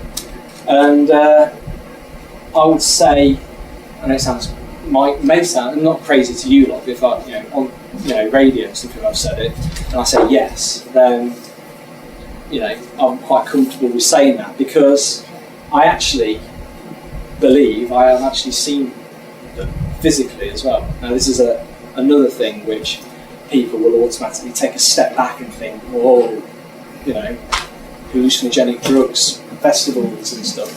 But it actually happened to me when I was about 5 years old. And it's only one of those things that you experience when you're young that you don't realise till you're a teenager or an adult that it is actually something that is out of the ordinary. And what happened was, I was living with, my parents had moved to a brand new estate which was built on old farmland. And we were one of the first people to move into the new housing estate. So there was houses going up all around us. And it was still pretty semi-rural. There was a few buildings going up here and there.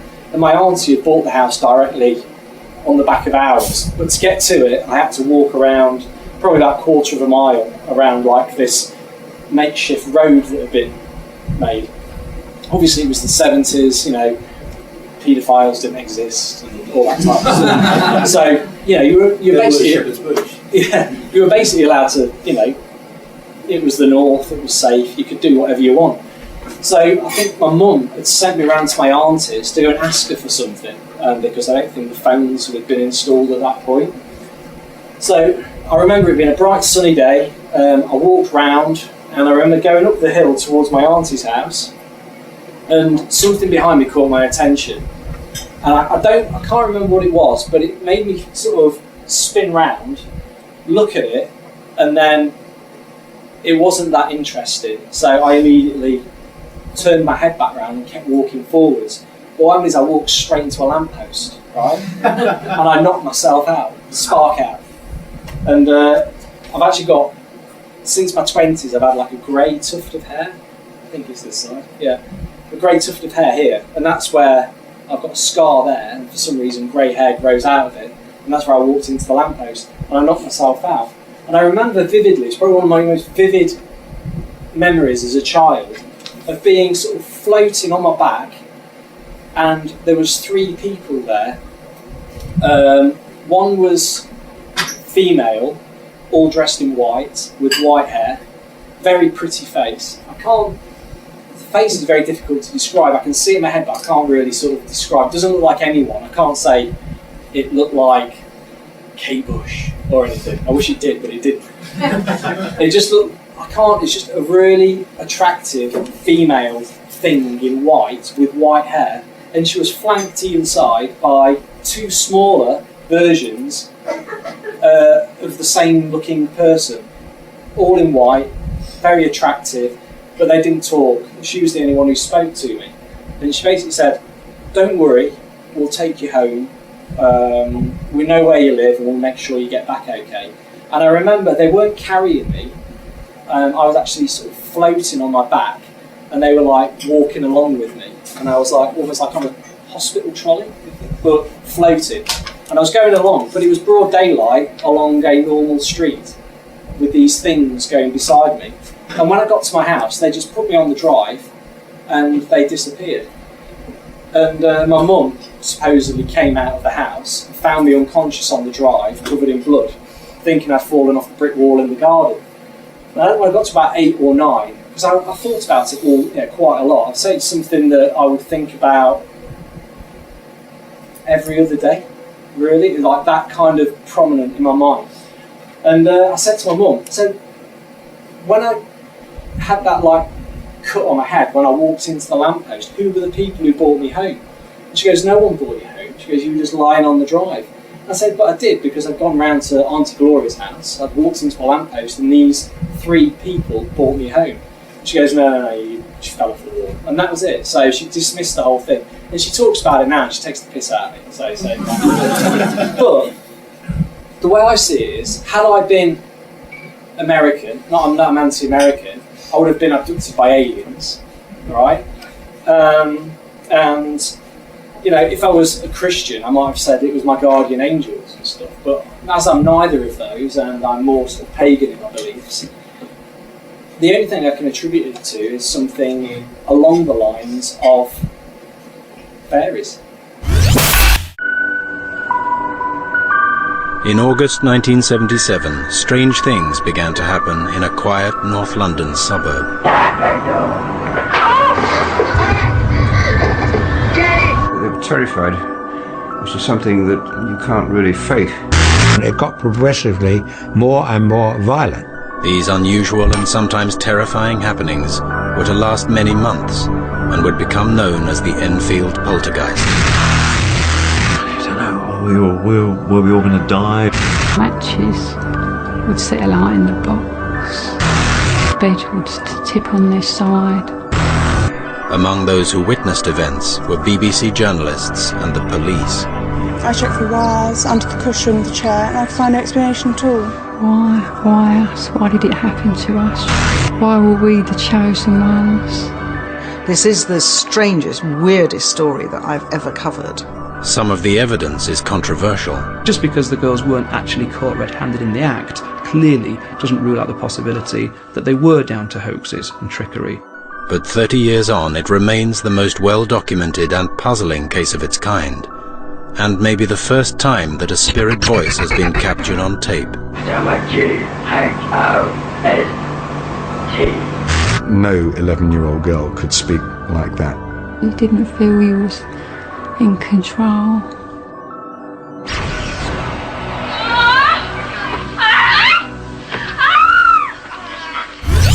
Hello and welcome back to the Mystic Menagerie podcast, episode number 9. Number 9, like the Beatles, Revolution number 9. Maybe play a bit of that at the end, possibly. But that's as bizarre as some of the things we're covering today. One of the bizarre things is like we're going to do some reviews now, and this is about the televisual medium. You sort of film or cinema that provides some interesting things, doesn't it, in the sort of bizarre horror genre? Yeah, interesting, or maybe not so interesting. Not so interesting. Yeah, disappointing. It takes one very interesting thing and made something pretty bad out of it. Yes. And what we're talking about this time is the Sky TV dramatisation of the Enfield Poltergeist. Yeah, it was quite. There's a lot of hype surrounding it because the Enfield Poltergeist is probably one of the best documented hauntings of modern times in the UK. Without a doubt. Yeah, it's very, very, very popular story. And for those of our overseas listeners, or even our UK listeners who don't know what the Enfield Poltergeist is, it happened back in the late 70s in Enfield, believe it or not, which is sort of not really your neck of the woods, is it? But it's still London. No, it's not far. It's Greater London. Because I was born in Middlesex, or Greater London. I was born in. Yeah, Voodoo Mix from Enfield, isn't he? I think he's around that area. Yeah. From that area. Yeah. So. Originally, he's a northern chap originally, but he does live around that area. Yeah. So the Enfield Poltergeist, as the name suggests, was a family in Enfield who were basically plagued by, first of all, things flying around. The usual types of stuff, things getting smashed, marbles being thrown, and then it gradually got worse and worse and worse until the girl, I think it was, it was Janet Hodgson, I think the name of the family was. That's it. Yeah, she was able to project demonic voices, even when her mouth was closed, and even when she was drinking water. She was able to produce guttural type demonic voices, and she was supposedly channeling the spirit that was haunting the house. And this obviously caused a quite a big investigation from the Society for Psychical Research by two guys, Maurice Grosse and Guy Lyon Playfair. I really struggled to say that name. Yeah. He wrote a book, didn't he? He's the one who wrote the book on it. Yeah, he must have had quite a lot of trouble, when he rang up and booked hotels and stuff, and he said his name was Guy Lyon Playfair. It's like a porn star's name, isn't it? It is, yeah. It's like Austin Powers sort of name, isn't it? It's a better name for than Austin Powers, isn't it? Yeah. So how much? Do you know much about this story, Freddie, as a whole? The whole, Yeah, I read a book about it. I read Guy Lyon Playfair's book about it, and it's also featuring things like magazines on the time explain these kind of things as well. And it was, the way it was presented at the time was quite scary. It was presenting this pretty much as do you know what I mean, as fact. And the witnesses there were just sort of saying it as it was. This is what we've seen. This is what happened. This is how it is. It was a documented case as opposed to a skeptical. I think it started off quite skeptical because I think Guy Lyon Playfair was brought in originally to prove that it was nothing more than kids messing around, because Maurice Grosse was the first person on the scene, wasn't he? And, that's right. Something happened to Guy Lyon Playfair. He actually saw or experienced the poltergeist firsthand, and from that point onwards, he was a true believer in what was happening there and helped Maurice Grosse out, document all the things that were happening. And there's some. I think most of the readers will have seen the famous photographs. Don't you agree? Yeah, the photographs. Yeah, they're ones that stick in your mind. Those very 1970s sort of tint to them. Like a girl. It looks like she's jumping off a bed, doesn't it, basically? Yeah, essentially that's what it looks like. There's a series of photographs of what is supposedly a girl being thrown around by the poltergeist through the room, and a sister is in bed next to her, sort of obviously scared, covering her face up, and then there's a sort of picture of Janet literally sort of flying across the room. And a snazzy poster of David Soul from Starsky and Hutch in the background. Yeah. That's about the only thing they got right in this adaptation of the book was the posters on the wall. The Starsky and Hutch pictures and Osmonds and that. Yeah, the actual adaptation that Sky did, I found, was very disappointing because the actual poltergeist activity and the story of the poltergeist was just secondary to a story about Maurice Grosse and his mourning for the loss of his daughter. That was, for me, what the whole story revolved around. Which is kind of like, it should have been more about the poltergeist rather than trying to make it human story and focus on their lives and stuff like this. And it took away from that. You forget what it's originally about, don't you? You do, yeah. I think if you'd have just based the program itself on the poltergeist activity, you'd have got it down into an hour and a half sort of TV movie. But they dragged it out for 3 1-hour shows, and the first one was pretty weak. It had all of your typical Hollywood jump scares, like the bathroom mirror one, which is in every horror film, where someone is in the bathroom, they're looking in the mirror, they open the cabinet in front of them to get something out, and when they shut the door, that something stood behind them. You could just see it coming straight away. Just cheap jump scares, and I think it almost jumped on the whole Hollywood bandwagon, having a girl with long hair in a nightie being scared, which all sort of, all of these US type films that come out, An American Haunting, and there was the one a few years back, which was the prequel to Annabelle the doll. Can't remember. It was so good, I can't remember what it was called. It was very forgettable. The Conjuring. The Conjuring, that was it. Yeah. Just teenage girls in 90s, cheap jump scares. Not much substance to it, and if you really want to read the story and get the full feel for the Enfield poltergeist, you really need to read Guy Lyon Playfair's book, which is called This House is Haunted, The True Story of a Poltergeist, which came out in 1980. That's the best thing. I mean, the actual thing is the program was almost debunking it a little bit. It was, yeah. I mean, I know you never actually saw the last episode, did you? No. Which is probably just as well, because you didn't miss anything. Because the very last scene, spoiler alert for anyone who's not seen it, but the very last scene is of the girl a few sort of years after the whole Enfield poltergeist thing, and obviously she's gone through puberty and everything that you would normally connect with a poltergeist has kind of happened and, now calmed down. and she's leaning out of a bedroom window, listening to some 70s music, smoking a cigarette, and then the camera kind of looks at her, and she looks at the camera, and then just gives like a little cheeky little smile, as if she's saying, you know, was it real, or did I just kind of just do it for attention? So exactly, and if you, it's like the girl, you know, who happened to. They interviewed her recently. You know, I read an article online. It's like it's on one Telegraph or something like this. I had an interview with her there, but she's not saying she faked it or anything like this. She's still claiming that it's real. Yeah. Whereas there is the whole thing about poltergeist, though, into that they're not actually spirits. It's just actually residual energy that basically it's pent up energy that embodies itself as a form of force that interacts with the environment around it. I feel that they maybe, I mean, what she was saying in it is that there was this energy going on here. Maybe the kids did do a few tricks to try and make it more dramatic when the researchers were there, but there was genuine stuff as well. That's what the general consensus is of it. But the program, I don't think it came across very well. I don't think it portrayed it as well. It's like I say, it's very Hollywood, wasn't it? And even though it's a British.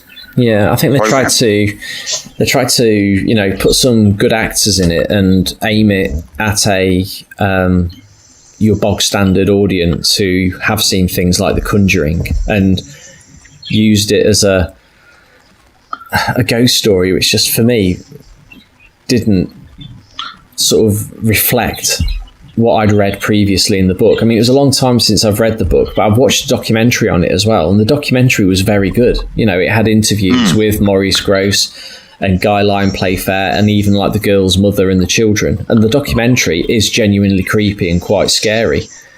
But alongside the adaptation of the Enfield haunting, the actual show itself was just, I thought it was just diabolical. I just felt like it was 3 hours of my life I'm never going to get back. It didn't leave much of an impression. I mean, when I read the book, I mean, it was a long time ago when I read it, it did leave an impression. You know, afterwards you had an eerie feeling, you read it, you thought, oh, that's creepy. Yeah, but this program didn't have that same feeling to it. It was just like watching any other program. Yeah. There's a few other things in the show as well that I can't remember if they were covered in the book or not. And in the show, they actually make out that the person who died in the house previously, which is called, I can't remember what the chap's name was, but a man died in the house. He died in the chair downstairs, didn't he? Because when the spirit supposedly possesses Janet, she's able to like make this really guttural speech, and this is the spirit speaking through her. And you can actually hear examples of this. And in fact, I'll play an example of it now so you can just get an idea of what we're talking about. Let me hear you say my name. Come on, let me hear you say my name.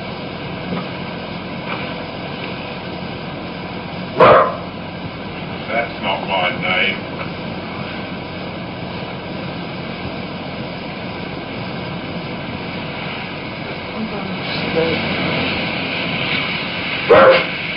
Come on, my name's Morris. Let me hear you say it. Morris.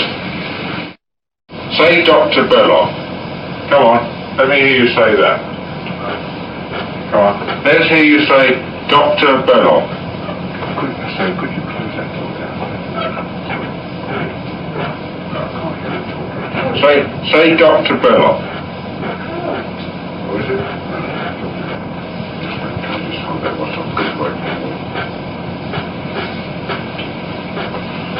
Now, if you squeak the bed, I can't hear you talking. Now, say Dr. Belloc. Come on. Come on, say it for me, Dr. Belloc. Dr. Belloc. Right, that's good.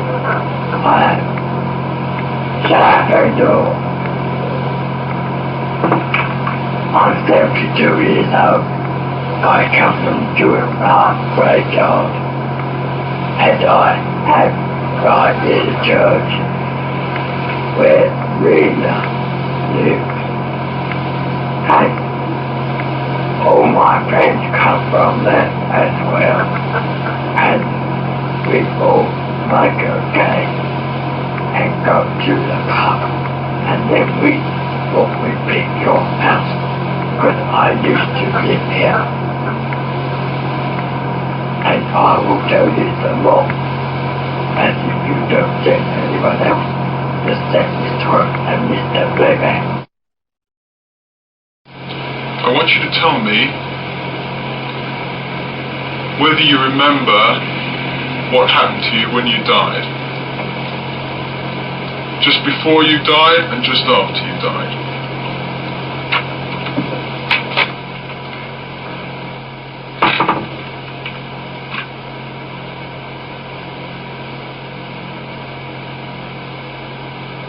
Days before I died,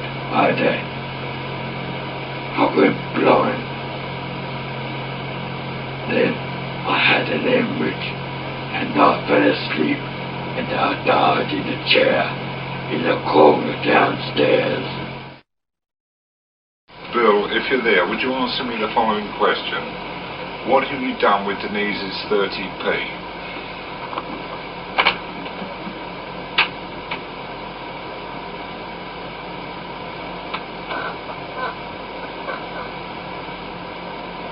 Headed down to the radio, downstairs.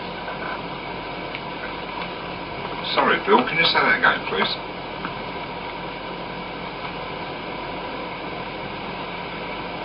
Headed down to the radio, downstairs. Right, Bill, I'll go and look. Thanks ever so much.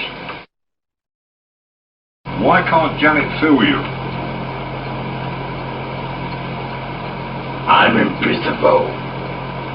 You're invisible? Why are you invisible? So much H-O-S-T.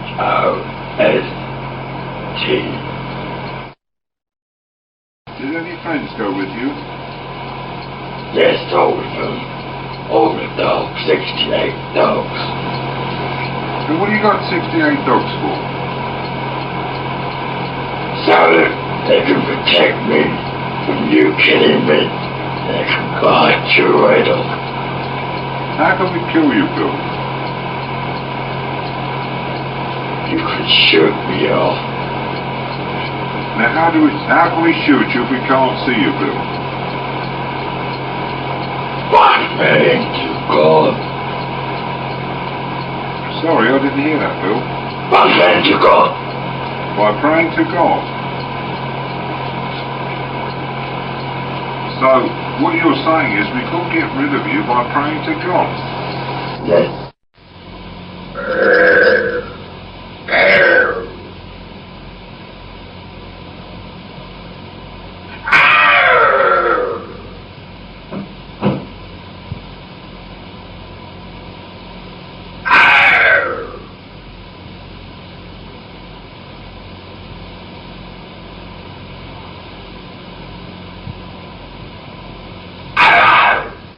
So there you go. You get an example of like the type of voice that she's coming out with.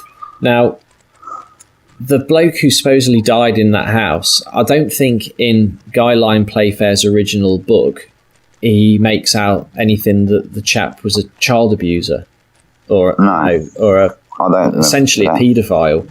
But in the Enfield Haunting show, they actually make that quite apparent, I think, because supposedly the guy's 12-year-old daughter threw herself in front of a bus because she was abused by her father. I just can't remember that being in the book. If anyone has read it recently and thinks that's in there, then let us know. But I don't know whether they did additional research to find that out or they actually just made it up to make it more sort of cutting edge and make it that little bit more scary. Yeah, more modern, I suppose. I mean, I think it alludes to it in the book, but doesn't really say.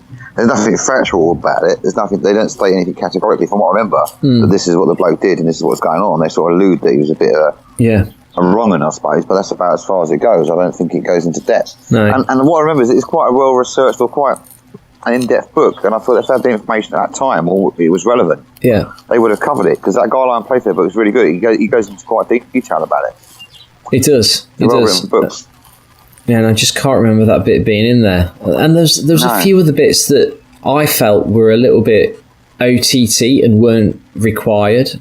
So obviously the girl was going through puberty, as most girls in Poltergeist cases do. But in order to convey this, the directors thought it would be a good idea for her. Obviously, her sister is only a few years older, and they're a relatively poor family, so they share the bathwater. So to actually reveal the fact that her sister has started a period, the girl sits in the bath with blood clots floating around in it. And I just thought that was a little bit, I mean, even from like me, you know, I thought that was unnecessary. You know, not that I've got a problem with, you know, girls' menstrual cycles or anything, but yeah, you don't need to know that. It's not part There's another way to display it's not part of the story, is it? No, and if they wanted to display that, it could even just be mentioned, or, you know, she could be shoving a tampon or holding a box of tampons or something like that. Yeah. It's quite gratuitous and unnecessary, really. It's just quite seedy. Yeah, it was just surplus requirement. You just didn't need it. If they'd have got rid of all the fluff and crap that was in there and just stuck to the Poltergeist story, they could have made a genuinely scary adaptation of the book, which would have, you know, maybe have become like a bit of a classic. But you'll never see that on TV again. I guarantee it. It was terrible. Yeah. And so they've got a guy like say book and adapt it straight from that, and based it on the book solely. They would have had a good story. Yeah. And it'd be much more creepier, because it's almost like they're trying to disprove it, or trying to, you know, trying to belittle the story. They're taking away the drama, taking away the horror from it. Yeah. It's the actual, as I've said before, like the Poltergeist was actually secondary to the story.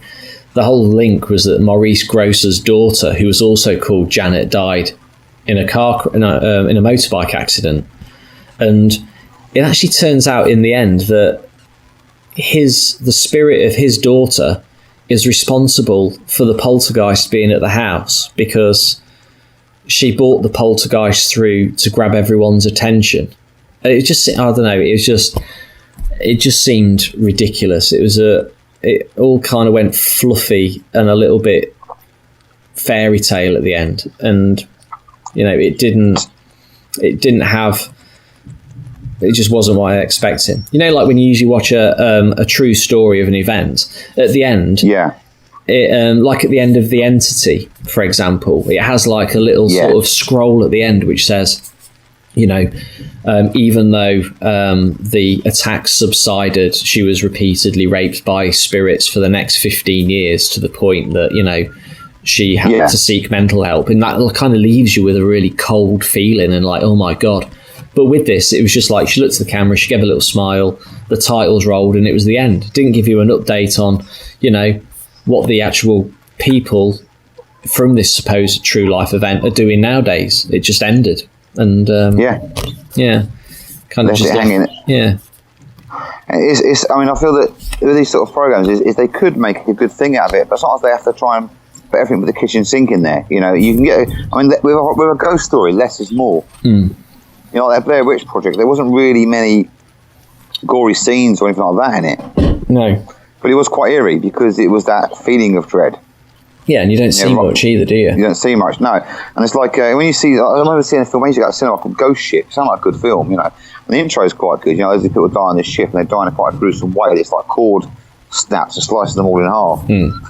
But it's, you know, and this idea of a haunted ship just going around, and people getting on it with ghosts on it, was a great idea. Yeah. But they turned it into a silly idea where they were like interdimensional demons from another planet, and, you know, like most American things do, they have to put too much in it. And I thought, well, the original concept was creepy enough. Yeah. Now it's just become some shit sci-fi thing. Yeah. You know, and it's taken all the creepiness out of it. You know, I think the Lauren Hardy ghost ship thing was more creepy than that. Yeah, I think I saw Ghost Ship a while back. I think I turned it off after the first 15 minutes. It didn't pass didn't pass the Dan Baines 15-minute test. There's a lot of films like that. But same here. I don't waste time with like 3 hours. If they don't grab me in, say, half an hour, off it goes. You know what I mean? Well, I kind of stuck with the Enfield Poltergeist because I'd read the book and I knew quite a lot about it. So there was a lot of things in there that I was expecting to be portrayed in the adaptation of it, which weren't in there.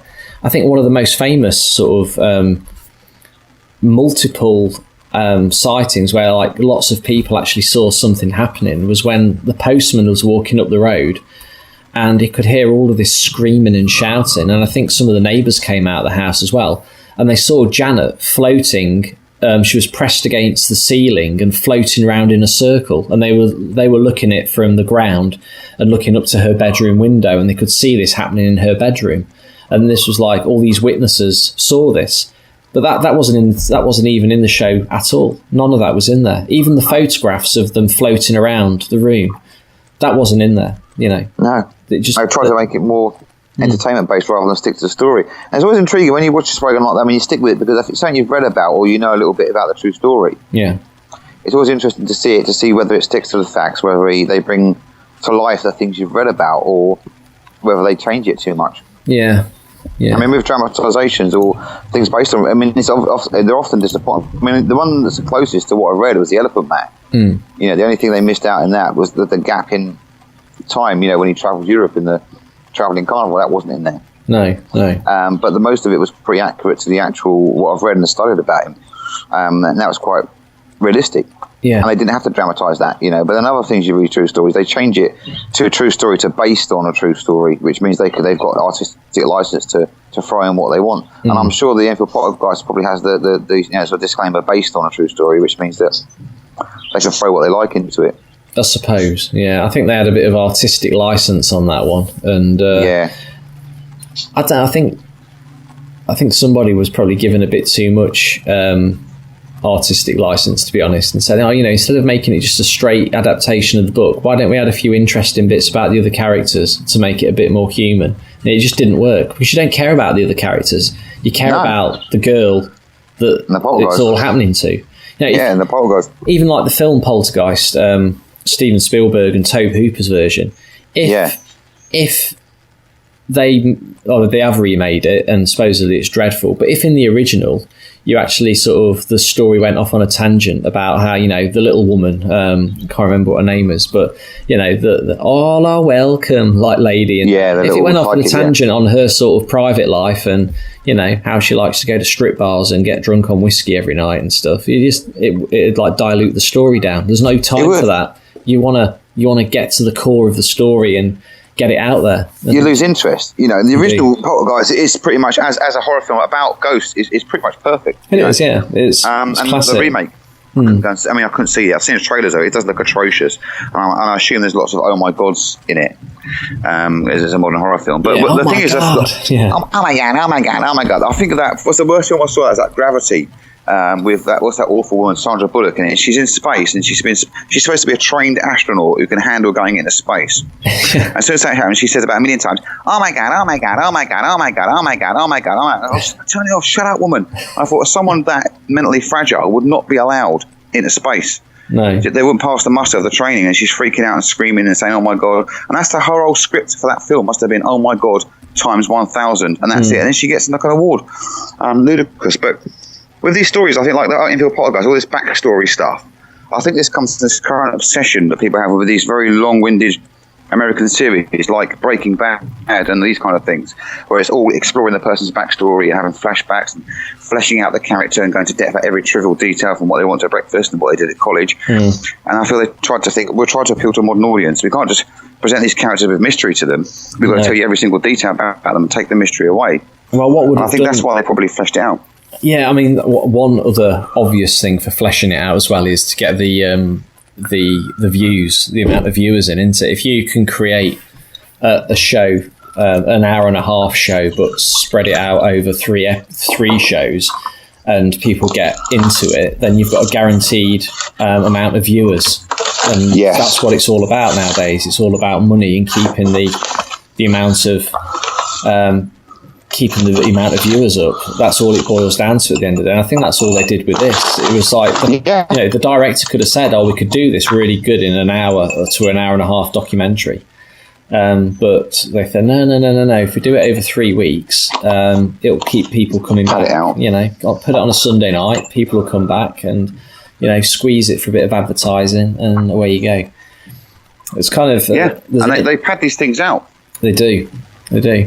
I mean, there's an interesting point I heard on the radio recently about modern films nowadays. So back in the 80s, when they made a film, only 20% of the revenue from the film came from overseas views, from cinema money and stuff. So they could keep the jokes and the dialogue quite westernised. So because they knew only sort of Americans and the UK would probably, they'd be the bulk of the people who viewed the film. But nowadays, it's switched around completely. When they make a film, 80% of it is actually viewed. 80% of the revenue comes from global sales of the film. So that means that like some of the biggest countries are like China. So what they have to do is they basically take out as much dialogue as possible, which won't translate very well into a foreign language. So that's why films like Transformers are so light on dialogue and storyline and so heavy on action. And it's because it's created for a multinational audience where they won't get the private, the sort of in-jokes and stuff. So, right, yeah. And so that's just the nature of the film industry nowadays. I mean, obviously films like Mad Max, which are intentionally all sort of action, that doesn't really matter. But you don't get like the cult classic films, like Top Gun and stuff where you have quite a lot of talking. You get equal amounts of dialogue to action. Nowadays, it's just all action and very little talking. And yeah.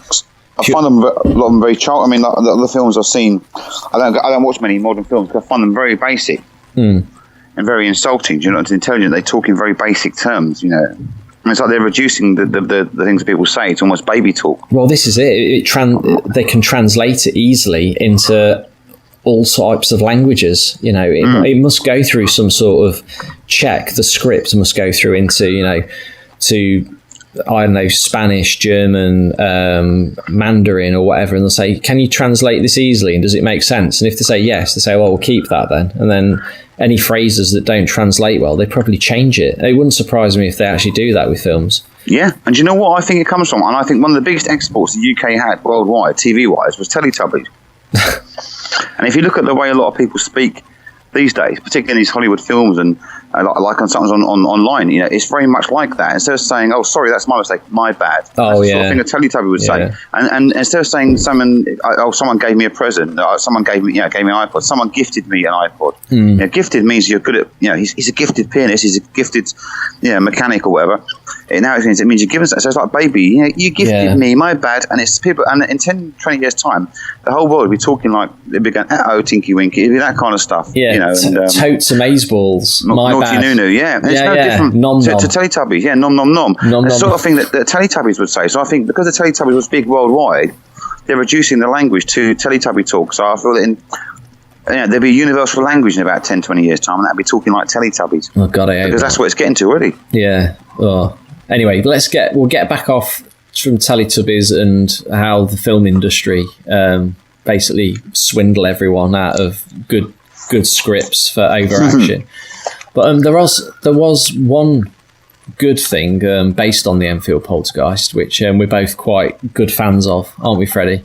Oh yes, big fans of this one. Yeah, it's a TV show called Ghostwatch, which a lot of our foreign listeners will have never heard about, but it was aired back on Halloween in 1992.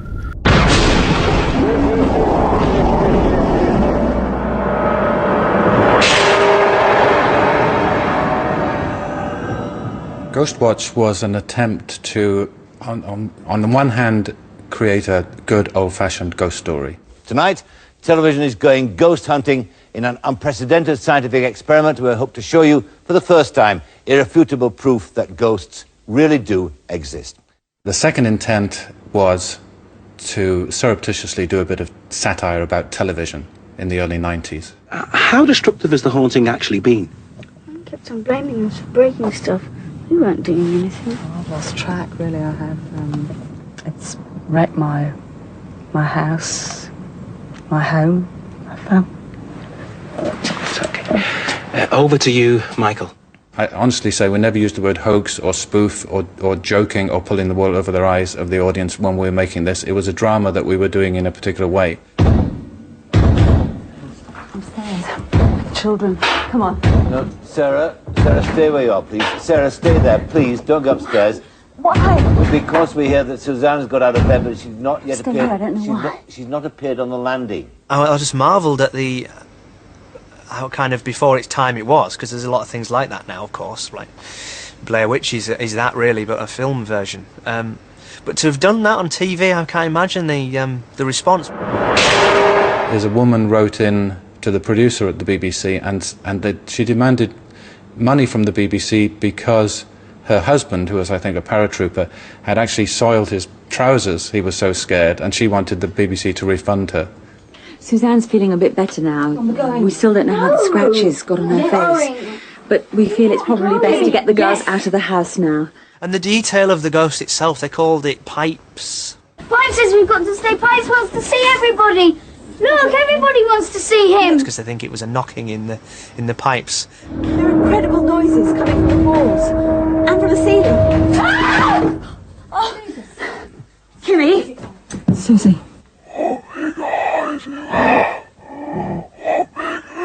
Stop it! Stop it, Susie!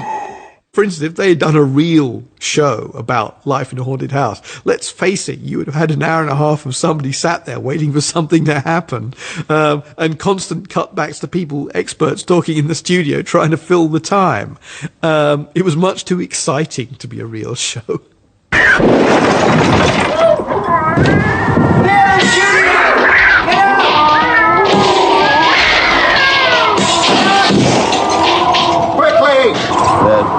People are leaving the studio now. I'm not going to get the link back. Get the link back. When you assure me that my wife is safe. We have got an emergency generator. Whether or not we can bring it in. A long time ago now, but it had a big impact, didn't it?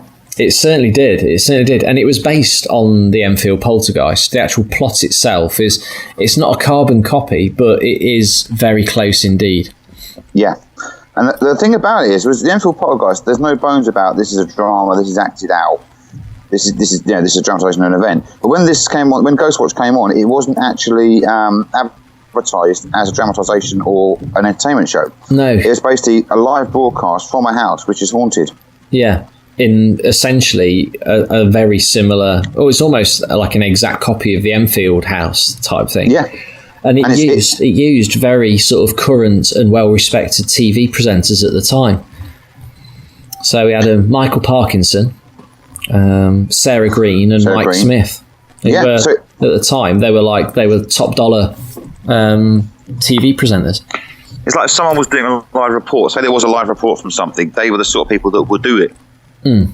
You know, if they was covering, I don't know, some event or something, say like Live Aid or something, they're the sort of people they would send there to be presenters or something, you know. So it was very feasible that this was a genuine investigation because it was advertised in the paper as a genuine thing. It was. There was no sort of they didn't advertise it or anything before. It was just sort of, you know, you'd get the Radio Times. There was no internet back then or anything, or the newspapers. It was just in like the sort of the listings for that night, and I think it was on about 9 o'clock at night, wasn't it? Because about 9 it was on, yeah. And I remember there wasn't a trailer, but there was like a week before, I think, saying Halloween we will be going into this house to do a live broadcast investigating a haunting. Mm.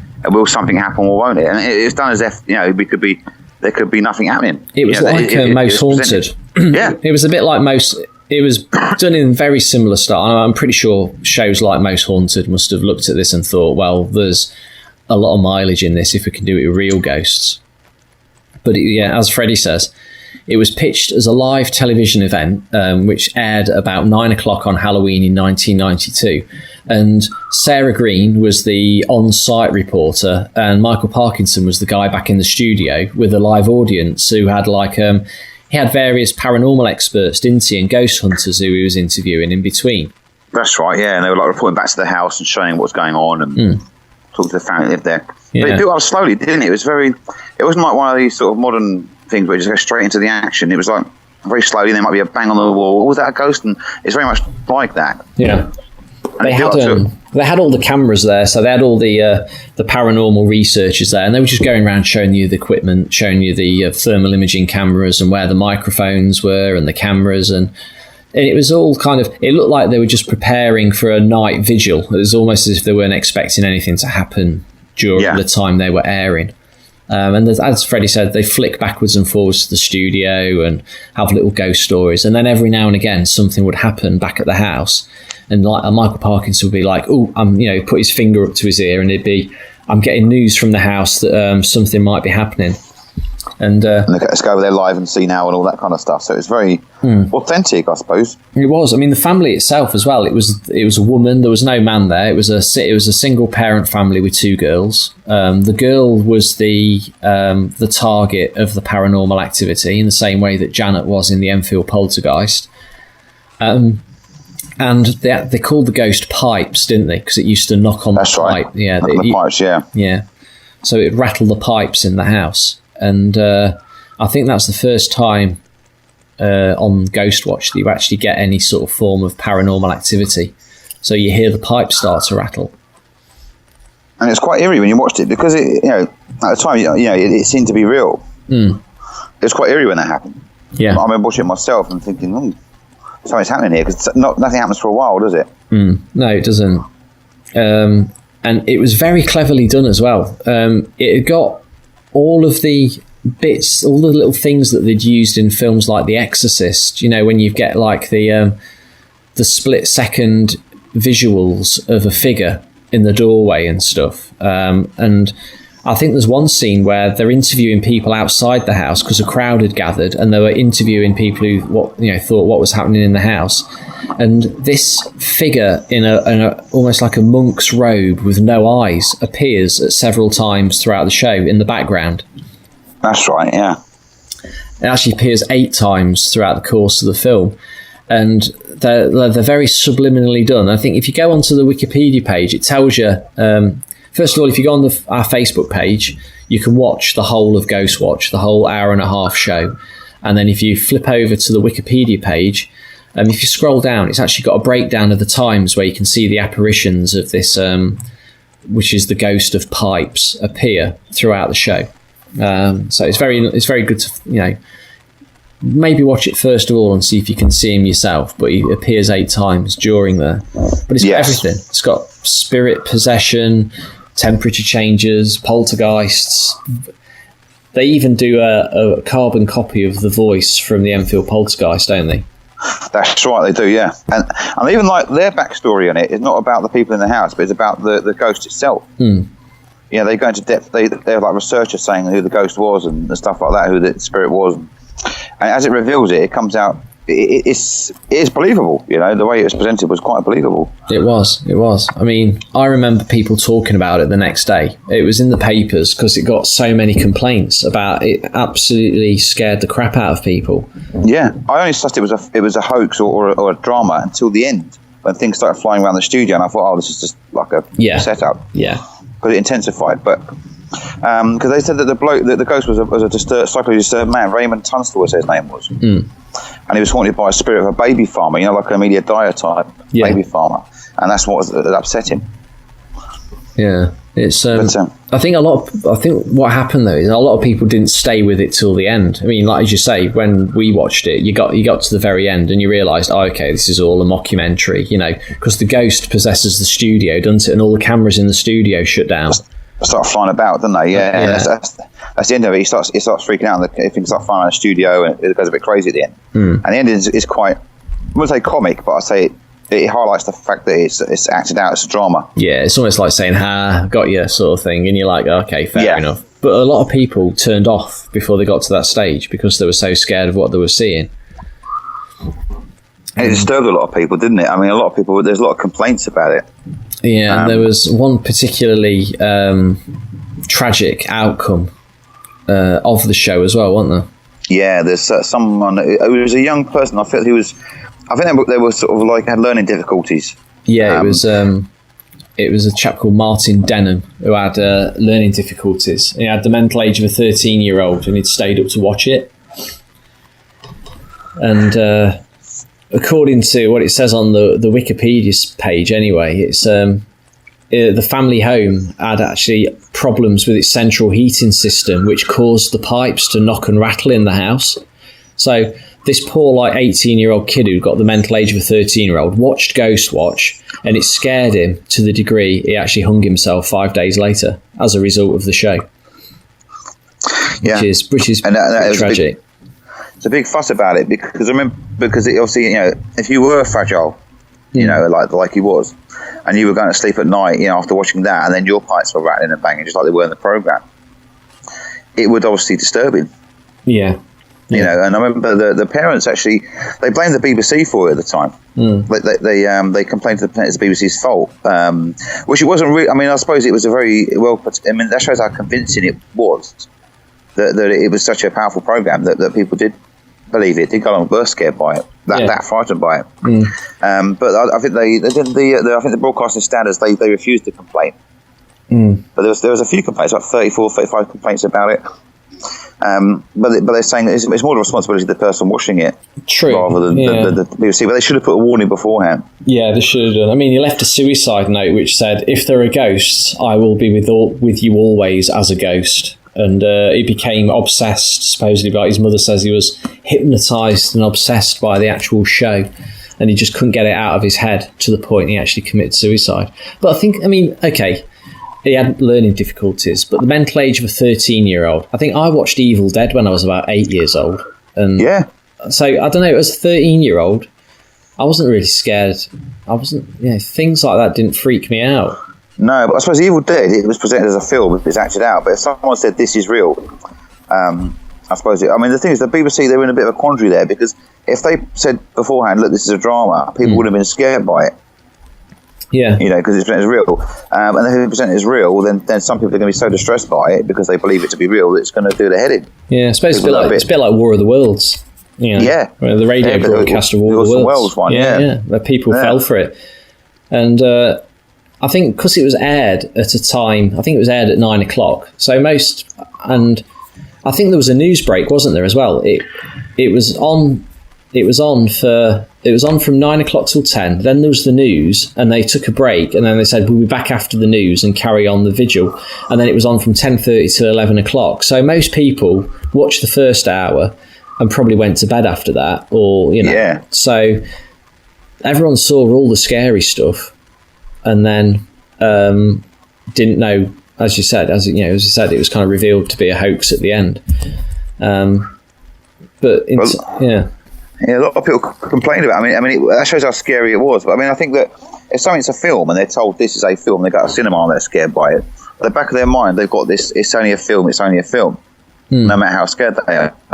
But if they believe this is a real live broadcast from a haunted house, they haven't got that sort of safety net of saying this is only a film, it's only a TV program, because it's presented almost like a factual program. You know. Yeah.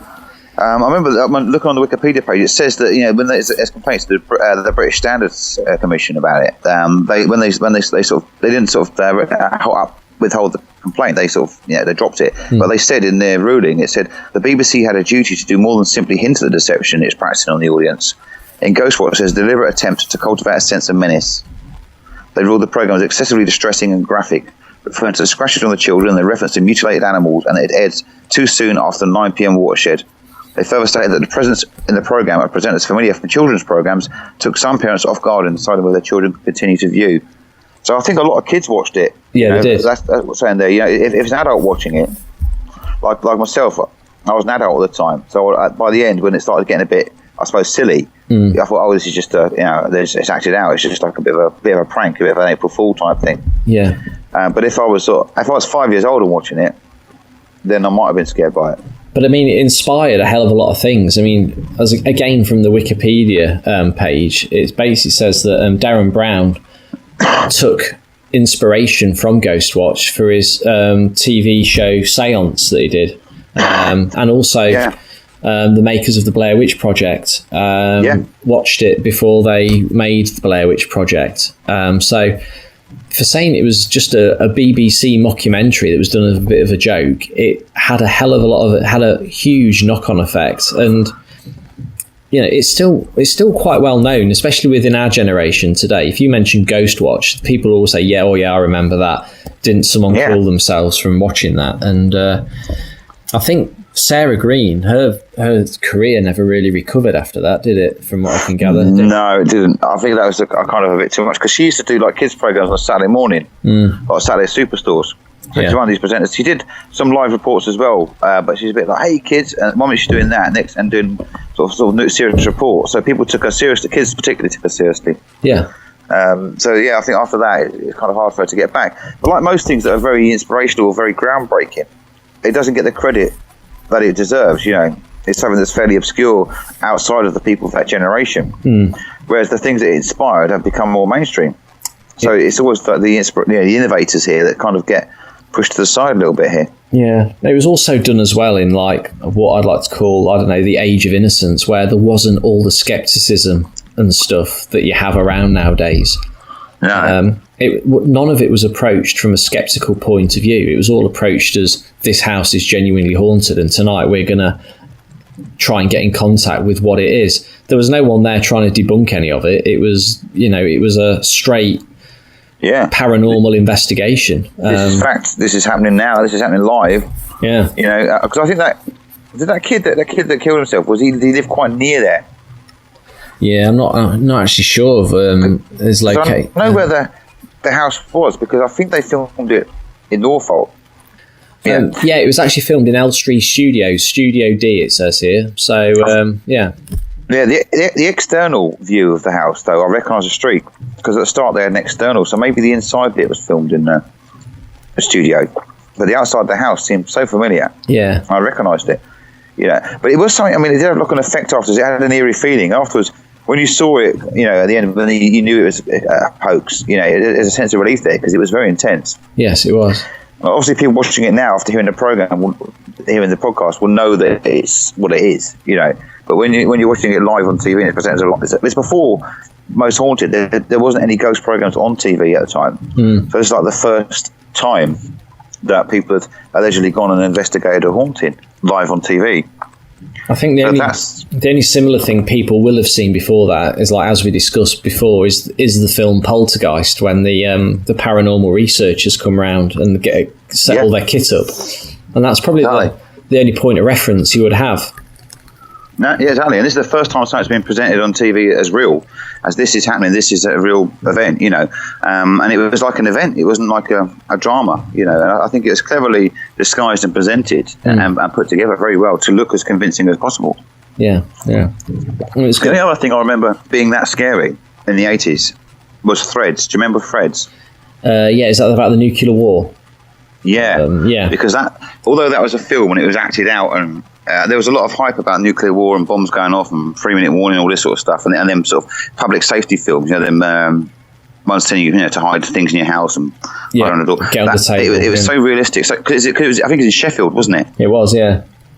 It was so graphic and it's so realistic that I feel that that did scare a lot of people as well. I remember that being quite disturbing. And you see the milk bottles melting when, like, the heat from the blast of the bomb melting the milk bottles, and it's scary. It's that's like a real life kind of fear, though, isn't it? It's almost like, well, any of us at any point could experience nuclear war. Most people are never going to experience poltergeist activity. No, but I feel that because that Ghostwatch was so realistic, you feel, well, that could happen in my house. Because it was so realistic, because you were seeing it happen to someone else, and it was a normal house. But it was done by the BBC as well, wasn't it? I mean, the BBC are kind of like it's like their stamp of authority and quality on something. I mean, if Channel 5 existed at the time and Channel 5 said they were doing it, you'd be like, okay, fair enough. It's all going to be sharks and Nazis and stuff, and it's exactly, yeah. If it's Channel 4, even, you wouldn't have taken that seriously, because the BBC had this air of being official. The stamp of authority about it, and like you say, it gave it that extra kudos that they wouldn't lie to us. They wouldn't do a prank or wind us up. So anyone who really sort of wants to read more about the Enfield poltergeist, we suggest you actually go and read Guy Lyon Playfair's, or is it? Yes, I've got it the right way around. Go and read his book. Then see if you can find the documentary to support the book. We'll post that on the Facebook page as well, so you can watch that. And then, once with all that knowledge, then go and watch Ghostwatch, and you'll see the similarities and how close they go side by side. And then just forget about the recent Enfield haunting film that was on Sky, because you will waste 3 years of your life that I can't give you back, and Freddie can't give you back either. So take our word for it and don't watch it. Watch Ghostwatch instead, and I think you'll enjoy that. It's great. It's a great piece of television. Yeah.